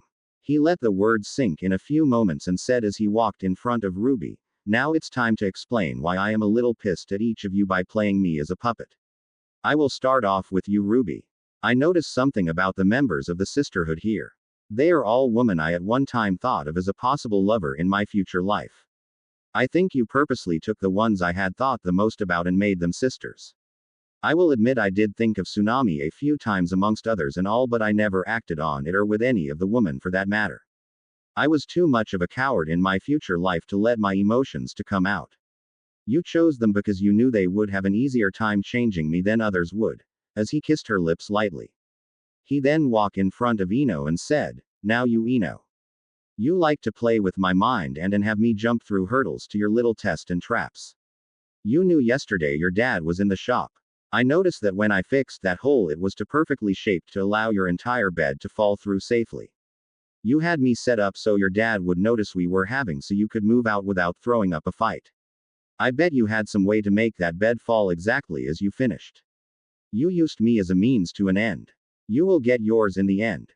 As he playfully slapped her before rubbing it softly where he hit, getting a moan from her as well as a couple of flinches from the others. He then walked in front of Sakura and said, my dear cherry blossom. You were the most directly involved when I was younger. You used your most alluring feature besides your beauty, your mind, and set up the traps and tests that I had to go through for the most part. I mean, the way my training was set up would have required knowledge of what my body could and could not do, and you were the only person who has both knowledge of my future training and body condition at any time. Shizune could, but she did not see my body much until after I was already back from my training trip. Before that she saw it 2 times. Once after saving Tsunade from Orochimaru and once after I received a Chidori from the bitch. Ruby could not have because she was dormant until I became a genin, and also she would not have cared back then since we were enemies. You had me do trials that would work both my mind and body. Just like the saying in the Forest of Death Tower says. As he nibbled on her neck where he once bit her, getting a mewing noise from her. He then walked over to Kurenai and said, and you my ice queen. You gave me emotional support when I needed it most. You helped me destroy my mask of smiles I hid behind in the future and show the world the real me. Not a fake. You had me destroy my own genjutsu, if you will. You made me face reality and not put up a defense action that would have haunted me. I am mad the decision was not mine, but I appreciate it. As he pinched both her, making her gasp. Naruto smiled and stopped in front of Hinata and said, "And you, my lavender beauty. You were there as a cornerstone of balance in my life. You aided me by helping me make friends with Shikamaru, Choji, Kiba, and Shino. You forced me to stay out of the shell I would have created. You may not have said much, but your actions of giving me the confidence to trust in people gave me hope. Now I know your test is still coming, so I won't force myself on you, but here is a small token of thanks that will be multiplied after I pass your test." As he kissed her forehead and she eeped before passing out. Naruto chuckled and said, "Now there's my Hinata." As he walked to Shizune. Naruto smiled and said, "Shizune, Shizune, Shizune.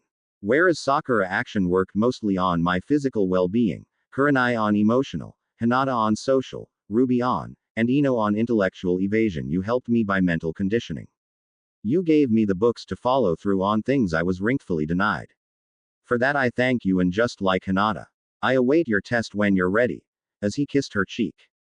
He coughed and said, "Now that I told you why I am upset, or at least a little distraught over here, is what I am going to do about it. I am going to pleasure you to death using the art of sensualization. You see, you may not know it, but I am a master of it. When Jiraiya and I left on my training trip, he had me go from brothel to brothel learning the art of seduction and voyance from the masters of the art, which I learned and never partook in. I tried to not be a pervert. With my new monk personality, that's gone to hell in a handbasket, and you ladies are going to find yourselves learning the phrase too much of a good thing is a bad thing, as I will be doing things to you that will make your eyes roll back in your heads and your feet curl over our long lifetime. I will bring you to the point of pleasure and leave you hanging there, where a simple breath will give you the most powerful orgasm you ever felt, and then I will give you pain, bending you to my will to make you each call me master and do anything to please me, so I will return the favor. You each are going to be given full body rubs that will allow me to learn each of your ticklish spots or spots that turn you on or off, and then I will use that knowledge to give you my feather torture, having you beg for mercy, or I will stimulate each spot all at once that makes you excited, where you will pass out from pleasure, or if you've been bad woman, I will give you just enough of a spanking that each time you see me raise my hand you but will have a phantom pain before it sends you into excitement. You spent years turning me into the perfect lover, husband, mate.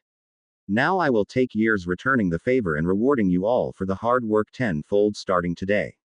While I go see the council and get Inari started in school for the next 2 hours, you're going to have fun with my clones. Oh, and in case you're wondering how you got here, Ino, I took you from your house with Hiraishin, and I put a medical sedative tag on each of you to make sure you would not wake while I positioned you. Don't worry, as no one will be coming here today because Tazuna is given a free day of drinking with Jiraiya. Inari beggings the academy. Your genin teams have been told you are all incapable of being there because of clan-related meetings, and as for the unwanted visitors, I am placing a sealing jutsu where only way back in the house is by Hiraishin or by someone inside letting them in. As he started to laugh as he created around 50 clones. He said, 1 hour 59 minutes to go. As the clones each pulled out a feather and started tickling each woman. After 10 minutes of this, the clones said, 1 hour 58 minutes to go. As the women all went wide-eyed, since they had to believe it, since they could not see and tell if any real time had passed during the tickle torture, and then they felt massage oil begin to be rubbed all over their bodies. After another 10 minutes they stopped and said together, 1 hour 57 minutes to go. Making the woman all groan as they felt ice cubes being rubbed across each of their. This went on for 10 minutes, at which time the clones licked their. After 10 minutes it went back to the feathers, and this continued on and on over the next several hours, except it went down to 9 minutes apart, then 8, then 7, then 6, and so on and so forth. By the time it got down to 2 minutes, each of the women were on hair triggers, being excited as their bodies had each been getting turned on by finding spots. When it got to the last minute, the clones each untied the gag on the women's mouths and kissed them as they lightly rubbed each woman's.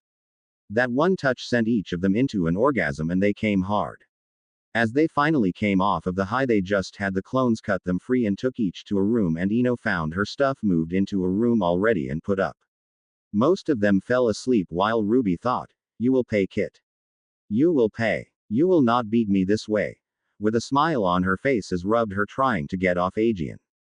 In town, after Naruto left the house with Inari, asked, "Hey Dad, where is Mom and the others at?" Naruto smiled and said, "They are having a little meeting right now. You know, woman stuff. It's best if we just stay out of their way and leave them alone because it will be better for both of our healths. As they were walking through town, Inari looked at Naruto and asked, "Hey dad, why is it you seem upset with mom and the others one minute and cool the next?" Naruto sighs and said, "Inari, I am going to give you some advice. In the world there is a creature of divine beauty who at times makes you feel like you're the king of the world. Then the next moment they turn around and make you want to bend them over your knee and spank them for being pains in the. Those are women." Inari looked at him strangely and said, "You don't make sense, dad.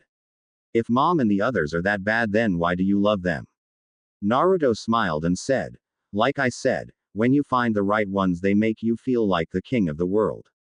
One look can make you weak in the knees, a smile can make your heart ache with happiness, and their laugh fills your spirit so much you think you can walk on air."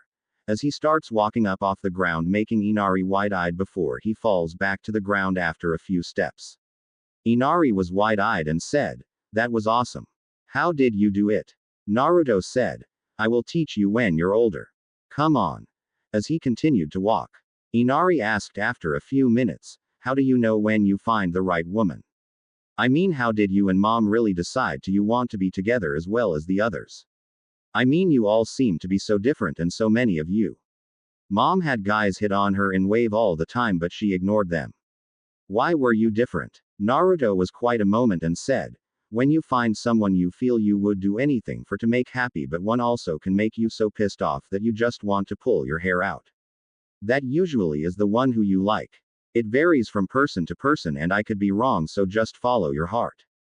You will know when you find it." As they stopped, as Naruto heard someone screaming, "Boss!" from behind them. Naruto and Inari both turned and saw the Konohamaru corp running toward them, and Konohamaru said, "Hey boss, when did you get back?" Naruto said, "Yesterday. How you been, guys?" Udon said, "We have been all right." As he pulled out an inhaler and took a puff before wiping his nose off. Moegi said, "Great. Hey, who's this?" Konohamaru said, "Yeah boss, who's this guy?" pointing to Inari. Inari said, "My name is Inari." Naruto said, "Namikaze, he's my son," making the corp wide-eyed. Konohamaru smiled and said, "Hey boss, when did you have a kid?" Naruto decided to mess with him and said, "I am just so great, Konohamaru, that I leave for 5 months and come back with an 8-year-old son. I guess I am closer to being Hokage than you are, huh?" Just then Neji walked by with Hanabi, and Konohamaru said, "Hey Moegi, help me have a son so that way I can catch up with boss faster." Everyone including Neji sweat dropped at this and thought, he can't be that serious or stupid, can he? Hanabi looked at him and said, "You can't just have a kid, you idiot." Inari said, "Hey, don't talk to him that way." Hanabi looked at Inari and said, "Shut up, commoner, you have no right to talk to me." Konohamaru placed his hand on Inari and said, "Chill dude. That's Hanabi Hyuga." Inari ignored all of the warning but the name and said, "Don't act all high and mighty, firecracker." Hanabi had a tick appear on her head and said, "Do not speak to me like that, you low-life trash." Naruto was about to say something when Inari said, "Low-life trash, who stuck an ice cube up you tight, Miss Firecracker? Don't you need to go pop somewhere?" Naruto had to try hard not to laugh, but the Konohamaru corp was not as lucky as they burst out laughing. Hanabi quickly activated her bloodline and drove a Jiyuken strike to Inari's shoulder, making him cry out and hold his arm. She then said, "Now know your place, peasant." Inari growled and said, "Make me ice, bitch." Neji had a vein twitching and was about to say something when Hanabi, who still had her bloodline active, went to strike Inari again, but this time he changed into a fox for just a moment, causing her to miss and lose her footing and balance.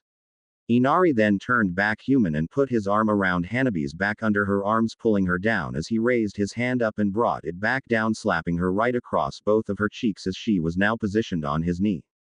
Silence was all anyone could say when they saw what happened, and Neji said, "You dare lay a hand on a Hyuga?" as he went to strike Inari when Naruto stepped in the way and took the blow, wincing because it hit him in the leg. Neji looked at Naruto and said, "You should not stop me from killing this fool who dares to lay a hand on a Hyuga." Naruto saw Neji had the new seal he designed and said, "You will not touch my son Neji. You may be from a clan but you are not the know-all be-all of the village."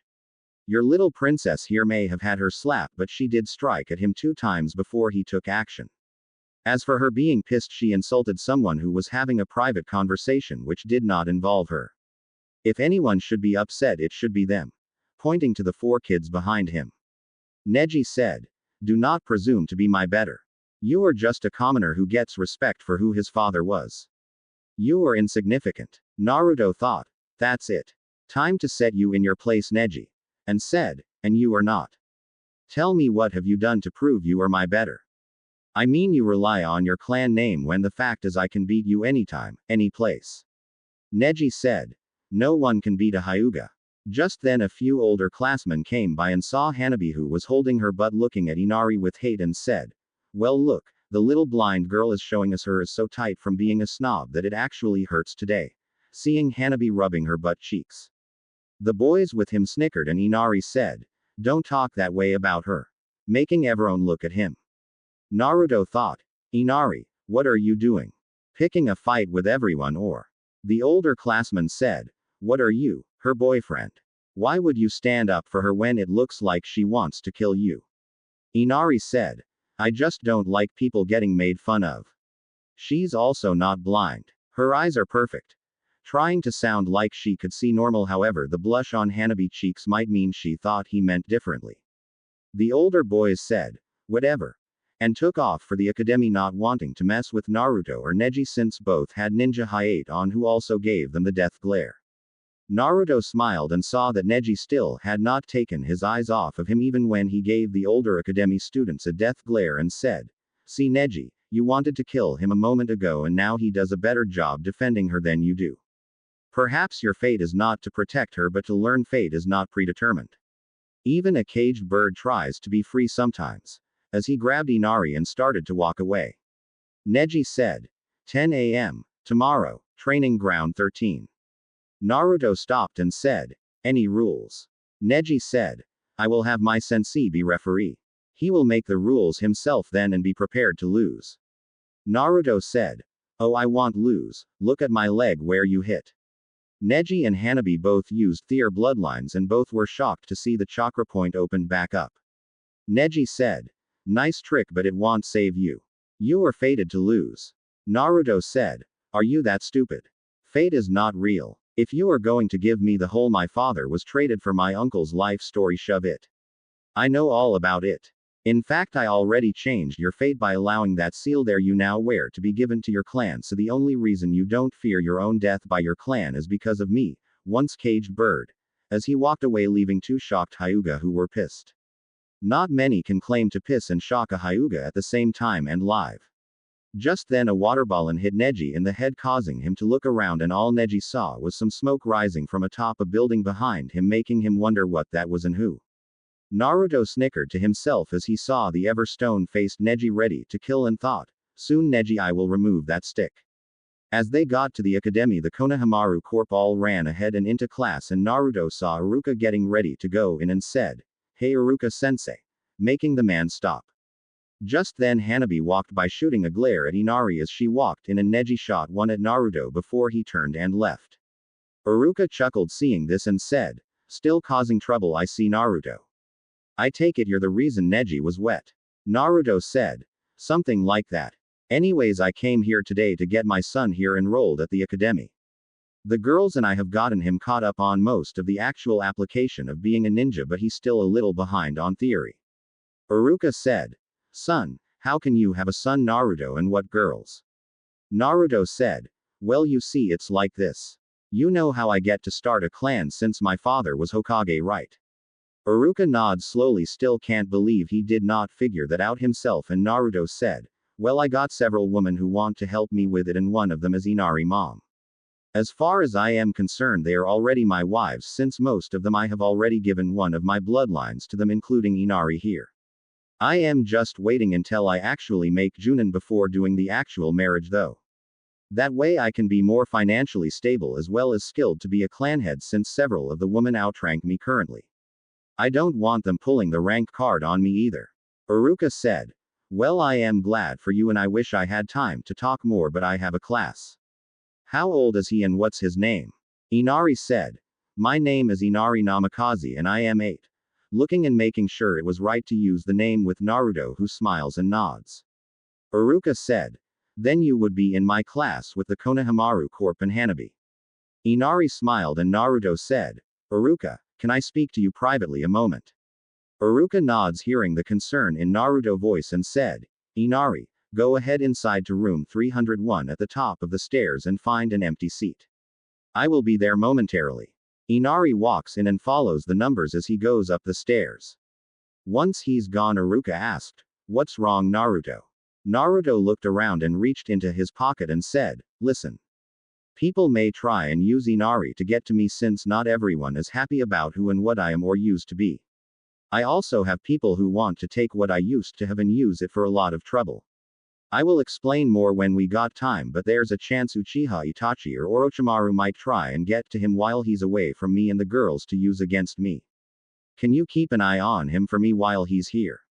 Iruka was not a fool, realizing how much of a threat those two men represented, and Naruto saw the look on Iruka's face and pulled out a tripron kunai and said, If anyone comes to take him that Inari says he doesn't know, throw this on the ground and just stall a few moments. That's all I need. I am sure you know the jutsu that goes with this. Don't show this to anyone. Okay. Iruka went wide-eyed, recognizing the fable weapon of the Yondaime, and said, You really have grown, Naruto. Not just in looks but skills. Sure. I will keep an eye on him. Naruto smiled and said, Thanks, Iruka-sensei. Well, I must be going. I have a council meeting to get to. As he turned and walked away. Iruka put the kunai in his weapon pouch and went inside, thinking how much Naruto has changed in such a short time. When he arrived in class, he saw Inari sitting by the Konohamaru Corp and saw Hanabi still shooting a death glare at him. Iruka cleared his throat and saw no one listening and used his big head jutsu and screamed, Shut up and pay attention. Once he saw he had everyone's attention, he said, Now we have a new student here. Why don't you stand up and tell us a little about yourself? Inari stood up and said, My name is Inari Namikaze. I am the adopted son of Naruto Namikaze and I am 8 years old. I have the Kitsune bloodline. My mother is named Tsunami and I have several aunts who are my father's mates. I want to become strong to protect my precious people as well as one day take over position as the Prince of the Foxes. My dream is to become as strong as my father Naruto. Hanabi said, That baka loser is not strong. Inari shot her a glare and said, Do I need to spank you, Aegean? Making her red-faced and the class snicker. Iruka said, Enough, you two. Since I see this is going to be a problem, Inari, you will go sit down next to Hanabi and you both will be partners. I think some team training is in order, so everyone else pair up in teams of 2 and we will begin seeing who is better partners. Inari got up, walking up to where Hanabi was, and she would not move over to allow him to sit, and he said, Please move over, Firecracker. Hanabi ignored him and Inari got mad and picked up the end of the bench seat, causing Hanabi to slide off with a scream as she fell on her, making everyone snicker. Inari sat down, leaving enough room, and said, See, plenty of room for the both of us. With a smile on his face. Hanabi growled and stood up, and Iruka said, Sit down now, Hanabi. Hanabi sat down, shooting Inari a glare, and he said, You know, if you like my looks that much, I will bring you a picture tomorrow. Would you like it with or without a shirt? As he saw her get red-faced as the kids watching them snickered. Iruka sighed and thought, Are we sure he's not naturally Naruto's son? Naruto was walking through town on his way to the council chamber when he saw the wolf claw weapon shop. He stopped and thought, It's almost time for the exams and I need to get stocked with what's on my list, so better do it while I am here. And walked in and saw the man behind the counter, who looked at Naruto and frowned a moment and said, What can I do for you? Naruto saw the frown but ignored it and reached into his pocket and pulled out a scroll and said, Can you get me the things on this list? As he handed the scroll to the man. The man looked at it and went wide-eyed and said, That's a lot of stuff you got here. I got some on hand, but the other stuff will take a few days. When you need it by. Naruto said, I will take what you got now and I need the rest the day before the first day of the Chunin exams. The man nods and calls, Tenten, get in here and help me a moment. As he starts getting the items. Tenten calls as she comes into the room, What is it, Dad? Oh, it's you, the poser. As she sees Naruto. Naruto smiled and said, Hello, Forest, how's the path? Tenten blushed beet red and the man looked at them and said, "Do you know him, Tenten?" Wondering what they were talking about and why she blushed. Tenten said, "Yeah, Dad. He's a sword poser. Thinks he's hot stuff with a sword and I kicked his butt and took his sword until he earns it back. His name's Naruto." "Naruto. This is my dad, Dustin." Naruto said, "I admit that day I was a poser because I just got the sword. That was before I was taught the true meaning of a weapon." Dustin asked, "How good are you with a sword now?" Naruto said, "Good enough to beat Tenten here." Tenten had a gleam in her eye and said, "Yeah, right. You will never beat me." Dustin put his hands together and said, "Kajbunshin no Jutsu." As one shadow clone appeared and continued to work as he started sealing the items he already got while keeping an eye on both. Naruto said, "Well, how about a match, tomorrow?" Tenten said, 10 o'clock, field 13. Naruto said, "Fine, I will be there." Dustin was about to say something when Naruto smiled and said, "Can you make sure that the cloths I asked for there are exactly to those specifics and don't let Miss Forrest here see them, please? I plan to wear them for the Chunin exams and I don't want her to know where the hidden pockets and other items are." Dustin looked at Tenten and she said, "Don't you worry. I won't look at your stupid cloths, poser. I doubt you will be ready for the exams though because I plan to put you in the hospital tomorrow," as she stormed off out of the room. Dustin blinked and asked, "Why did she do that? I mean, she's usually calm." Naruto said, "Well, she's still bitter about my disrespect of the weapons and until I show her tomorrow I have changed, she probably won't like me." Dustin looked at Naruto and where Tenten left and said, "Boy, we are going to have a long talk about pissing off a girl who loves pointy weapons." Naruto said, "Okay, but I have a council meeting to go to first." Dustin nods and his clone came back up front and hands a scroll that was full and Dustin sealed it into the one he was working on as the clone went up in smoke and Dustin said, "After your match tomorrow come back and we will talk about the rest of your orders and you can pay for this then. I need to talk with my daughter." Naruto said, "Sure thing, Dustin," as he took the scroll and then took the rooftops toward the council chambers. Dustin looked at Tenten as she came back in and said, "Well, I am waiting." Tenten blushed and said, "That's my business, Dad," as she laughed going out of the room ignoring the look her father gave her. Dustin thought, "Minato, your son's worse than you were. I wonder how many women he's going to have since I heard he's already got a Ino, Sakura, Kurenai, some priestess named Ruby and some other woman from out of town. Damn hormonal teenagers. That's why I did not like him coming in here because I just knew Tenten was going to fall for him." As he walked back behind the counter. As Naruto almost made it to the council chamber, he was deep in thought thinking, well, I wonder what is going to happen now.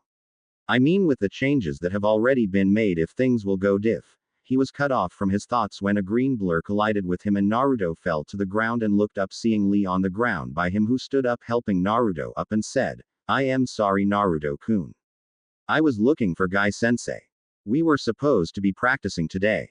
Naruto, grumpy about Tenten's attitude, Neji attitude, and the woman plus being knocked over, said, "I have not seen him, Lee. Have you checked up Kakashi butt?" Lee said, "Guy-sensei would not be up his eternal rival's butt. Why would you ever suggest something so unyouthful?" As he looked disgusted by the mere thought of that action. Naruto sighed and said, "Sorry, Lee, it's just that if you find Kakashi and shout that he has a challenge, Guy will show up faster than a case of the runs. That's all I meant. I think he is in love with Kakashi personally." Lee shouts, "That is most unyoutful. Your flames of youth is corrupted. I must put you on the path to enlightenment." As he has smoke coming out of his ears and flames burning in his eyes.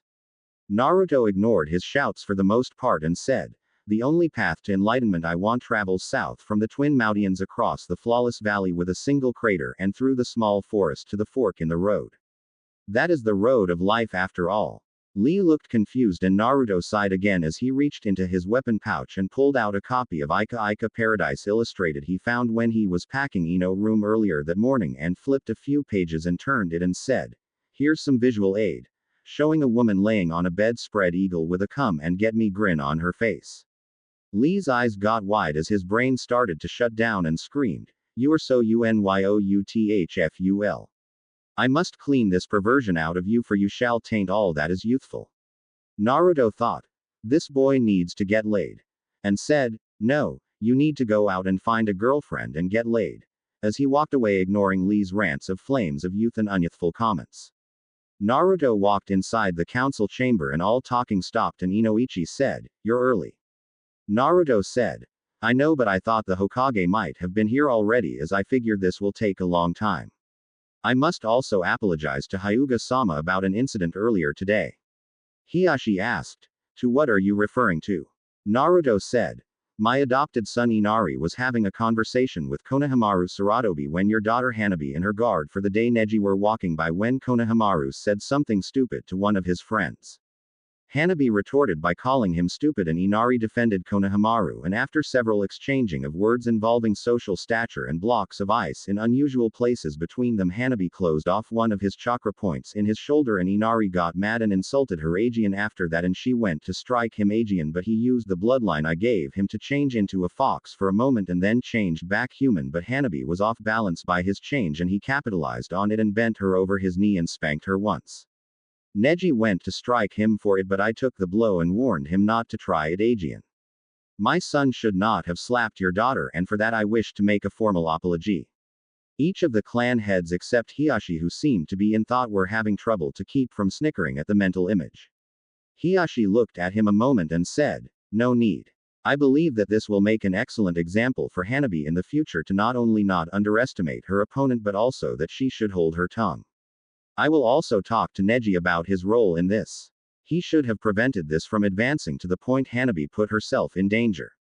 Naruto bowed and said, "Thank you Hyuga-sama, however please do not reprimand Neji for not acting to stop this, as both Hanabi and Inari were both in the wrong about their choice of words and actions which could not have been prevented, as some view can only be changed by physical altercations. As for Neji trying to settle it by force and my comments afterwards, I believe we have come to an acceptable compromise to please all parties involved. We are having a match tomorrow at Training Ground 13 at 10 a.m. A sort of battle of views. One of fate and destiny and one of showing that names and social status are not the deciding factors that rule life. I figure that with the spar we will have Neji and I will come to a more desirable view on things." Hiyashi nods and said, "I was wondering if you would not mind explaining exactly what you bloodline as though and what you plan for your clan." Naruto said, "I actually do plan to tell you, but I would rather wait until the Hokage arrives so I don't have to repeat it, since there is also some other stuff that needs to be discussed." Hiyashi nods and Naruto said, "If you would like to continue what you were talking about when I arrived, I can wait outside if it's something not of my ears, since I have yet to earn my seat on the council." Inoichi said, "No. We were just talking about any new news any of us might have heard or funny jokes. Until the Hokage arrives, all actual business is usually left alone because we had enough of the backdoor plans that were made by the civilian council and elders." Naruto said, "Then if you don't mind, I got a few things I need to do and I will just work on them in the corner." Shuja said, "Go right ahead Naruto. We don't mind." Each thinking they could perhaps learn something about Naruto. Naruto nods and walks to the corner away from the men who began talking about drinking when Naruto took off his shirt and pants, leaving him in only a pair of boxers, as he created 25 Kujbunshians and he took the scroll he got from Dustin and unsealed around 500 kuniyas, 250 shurikens, 20 blank scrolls, 50 boxes of blank tags, 30 bottles of sealing ink and 5 boxes of soldier and blood pills along with 20 rolls of medical tape. The clan heads each looked at him wondering what he was doing until they saw the clones grab bottles of sealing ink and Naruto put his hands in a ram seal and chakra started to shoot out in small burst all over his body like steam, and after a moment he stopped and stood there as the clones started to draw seals on his body in different places where the chakra had came out earlier. When they finished, each began picking up kunai, shurikens, scrolls and other items and began sealing them into Naruto body. Inoichi said in a hushed voice, "That's around 500 kunai. Wait, is that triprong kunais he's sealing now?" Making each of them wide-eyed as they saw a clone pick up Naruto pants and remove the triprong kunais and walked over, starting to seal them into a seal on his arms. Hiyashi said, "You seem to be stocking up heavily Naruto. Especially with the choice in weapons." Naruto said as his clones continued to work, "Well, considering the Chunin exams are almost here and if news of who my father is has reached Iowa thanks to the new Raikage Danzo or anyone else who may want me dead, I say my exam will be life and death even if the rules say otherwise. Besides that, I have heard of a few other people who will be in the exams this year as well. I need to be ready for anything. Better to have than to have not. Each of them nod, knowing it's all true, but soon said, that seems a little overboard though, Naruto. Even with the threat of Iwa and whoever you're heard is coming. Naruto saw the door open and the third walked in with Tsunade and a bear-masked Anbu, and much to Naruto's surprise, Tamari. He said, maybe, maybe not. Hello Sandame-sama, Godime-sama, Bear-san, and Ms. Sabaku. Making everyone look at him. The third chuckled and raised an eyebrow at Naruto's current state, as did the others, but Tamari had a blush and a small amount of blood come from her nose, and he said, well, I would have been here earlier, but it seemed that a message arrived from Suna today in the form of Ms. Sabaku here, and it appears the Kazekage has been assassinated by Orochimaru, making Naruto freeze and the rest of the council gasp. Naruto asked, how did it happen? Tamari said, excuse me Hokage-sama, but who are these people and how do you know me, sir? Turning to Naruto. The third said, oh, of course, Tamari-san. Allow me to present the council: Hiyashi Hyuga, Shibi Aburame, Shuza Akamichi, Agari Keduan, Sum Inazuka, Unkai Kurama, Shikaku Nara, Inoichi Yamanako, and you have already met Tsunade Senju. These are the current clan heads and the current council. This young man is, from what I have been told, as the chosen heir to the Senju clan and as the son of the late Yondaime Hokage of Konoha.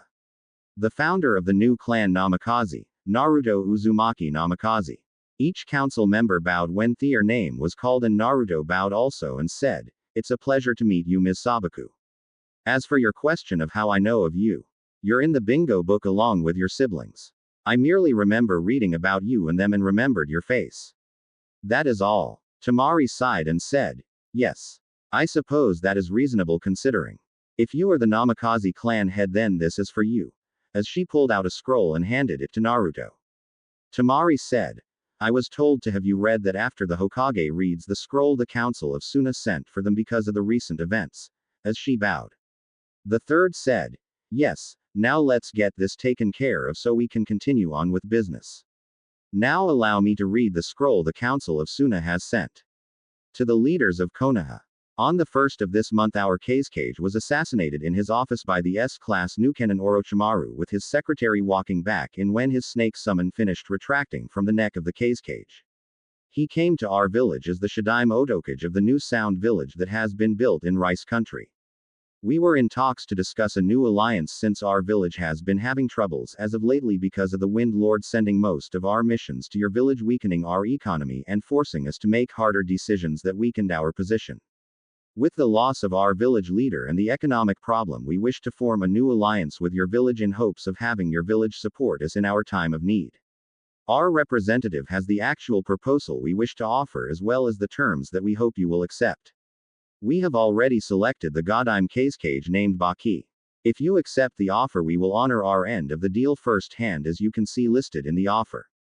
If you refuse to even consider it, please do not open the second scroll and send our representative back, but we will have to cancel our alliance with Konoha because at the current time we are unable to be allied with anyone who cannot help us. Thank you. The Council of Suna. Naruto said. So this is the proposal that the Council of Suna sent. If so, why did you give me this scroll? Tamari said. The reason is because of what the exact deal is. Please read it and you will understand. Naruto looked at the other members and said, well, should I read what they say? The third looked and said, yes, Naruto. I am sure whatever the offer there has a reason, so please do. Naruto nods and read out loud. Hello Namikaze-san and the Council of Konoha. As you have heard about our situation, I will now inform you as to the offer we represent. We have heard about the need for you to start your new clan, and as such the first part of our deal is to offer the dough. Naruto frowned at this and stopped reading and dropped the scroll and asked, Tamari, do you know what they are offering? Tamari blinked and said, yes, I was told what they wanted to offer, and for the good of Suna I will agree to it. Naruto said, please go and sit with them a moment and allow us to talk in private. We will call you back in when we are done talking. As he walked over and started to get dressed. Tamari looked at him and then at the third, who said, go ahead and get them. I am sure whatever Naruto wants to talk about must be important. It will only be a moment. Tamari nods and walks out the door, and once it was closed, the third walked over and reached for the scroll and started to read to himself and frowned and said, I see what you're upset about, Naruto. What do you think we should do? Naruto asked as he slipped his shirt on. What does those idiots at Suna think they are doing, old man? I mean, why the hell would they offer that? Suum asked. What are they offering, Hokage-sama? The third said. They are offering for Konoha to receive 3 ninja of genin rank to keep, but on top of that they are offering a political marriage for the Kazukage's daughter, who is one of those ninja to Naruto here to help his clan. They are also offering her other 2 brothers as servants to any clan of Konoha as well as that of Konoha.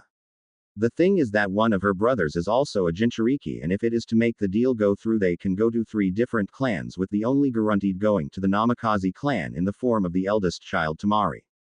Naruto growled and said, they are willing to split the only family they have in the world now that their father is dead just to make a stupid alliance. I mean, I know it's something needed, but they only make things worse on those 3 instead of helping them like a village should. They don't even treat them as humans. I hate people like that. Shibi said. It is a logical objective though, since the people of Suna really need this alliance. I may agree that splitting up their family is unfortunate, but it may be unavoidable. Naruto looked at each of the council members and then at the Hokage and said, I have a question, old man. How much would the total cost a year would it be to meet the objective that Suna wants in exchange for them? The third was silent a moment and said, around 650,000 a year.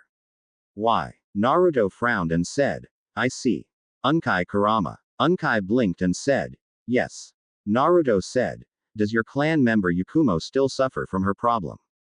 Everyone went wide-eyed because that was classified, and the third asked, how did you know about that, Naruto? It is an S-rank secret. Naruto said, when I was sleeping next to Kurenai, she had a nightmare and spoke about it in her sleep. I heard it and asked about it because she was shaken up over it and felt guilty that she could not help the girl. She at first did not want to talk about it, but then I convinced her to, and I did some checking, and if I am correct, then the way I helped the former Jinchuriki ni Yugito should also work with her if what I have heard is true. Unkai asked in a stuttery voice, do you think you could help her? Naruto said, yes. Unkai asked, what do you want in exchange for this? Naruto said, just think it over a few minutes. I will tell you what I want in return in a few minutes. Hiashi Hyuga. Hiashi said, yes. Naruto said, your family prides itself on no one being able to defeat your Taijutsu. Correct. Hiashi nods slowly, and Naruto raised his shirt sleeve and said, close my chakra points here in my arm. Hiashi blinked and said, I see no reason to do that. Naruto said, not even to learn an enemy's tactic to defeat your entire clan's Taijutsu so you can prepare and counter it, making everyone in the room go wide-eyed. Aegean. Hiashi said, no one has that information or can. I do not see why you are even bringing it up. Naruto sighed and said, simple, 2 enemies of Konoha currently have the jutsu to get by you if they figure it out. One I actually believe actually has figured it out, explaining exactly how he got where he is right now. The third asked, what do you mean, Naruto? Naruto said, what did Yugito tell you when I brought her here?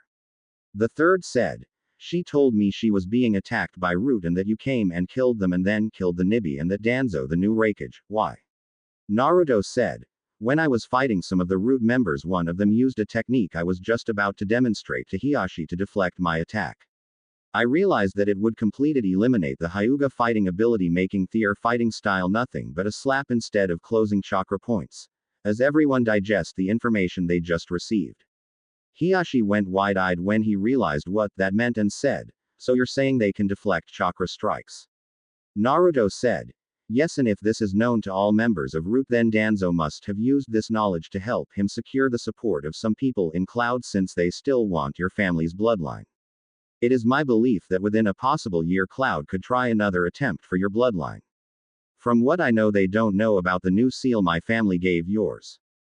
Hiashi said, so you're the one Hinata was talking about? Naruto said, yes, though I have yet to give her my bloodline yet. I still have to pass her test. Suum asked, what test?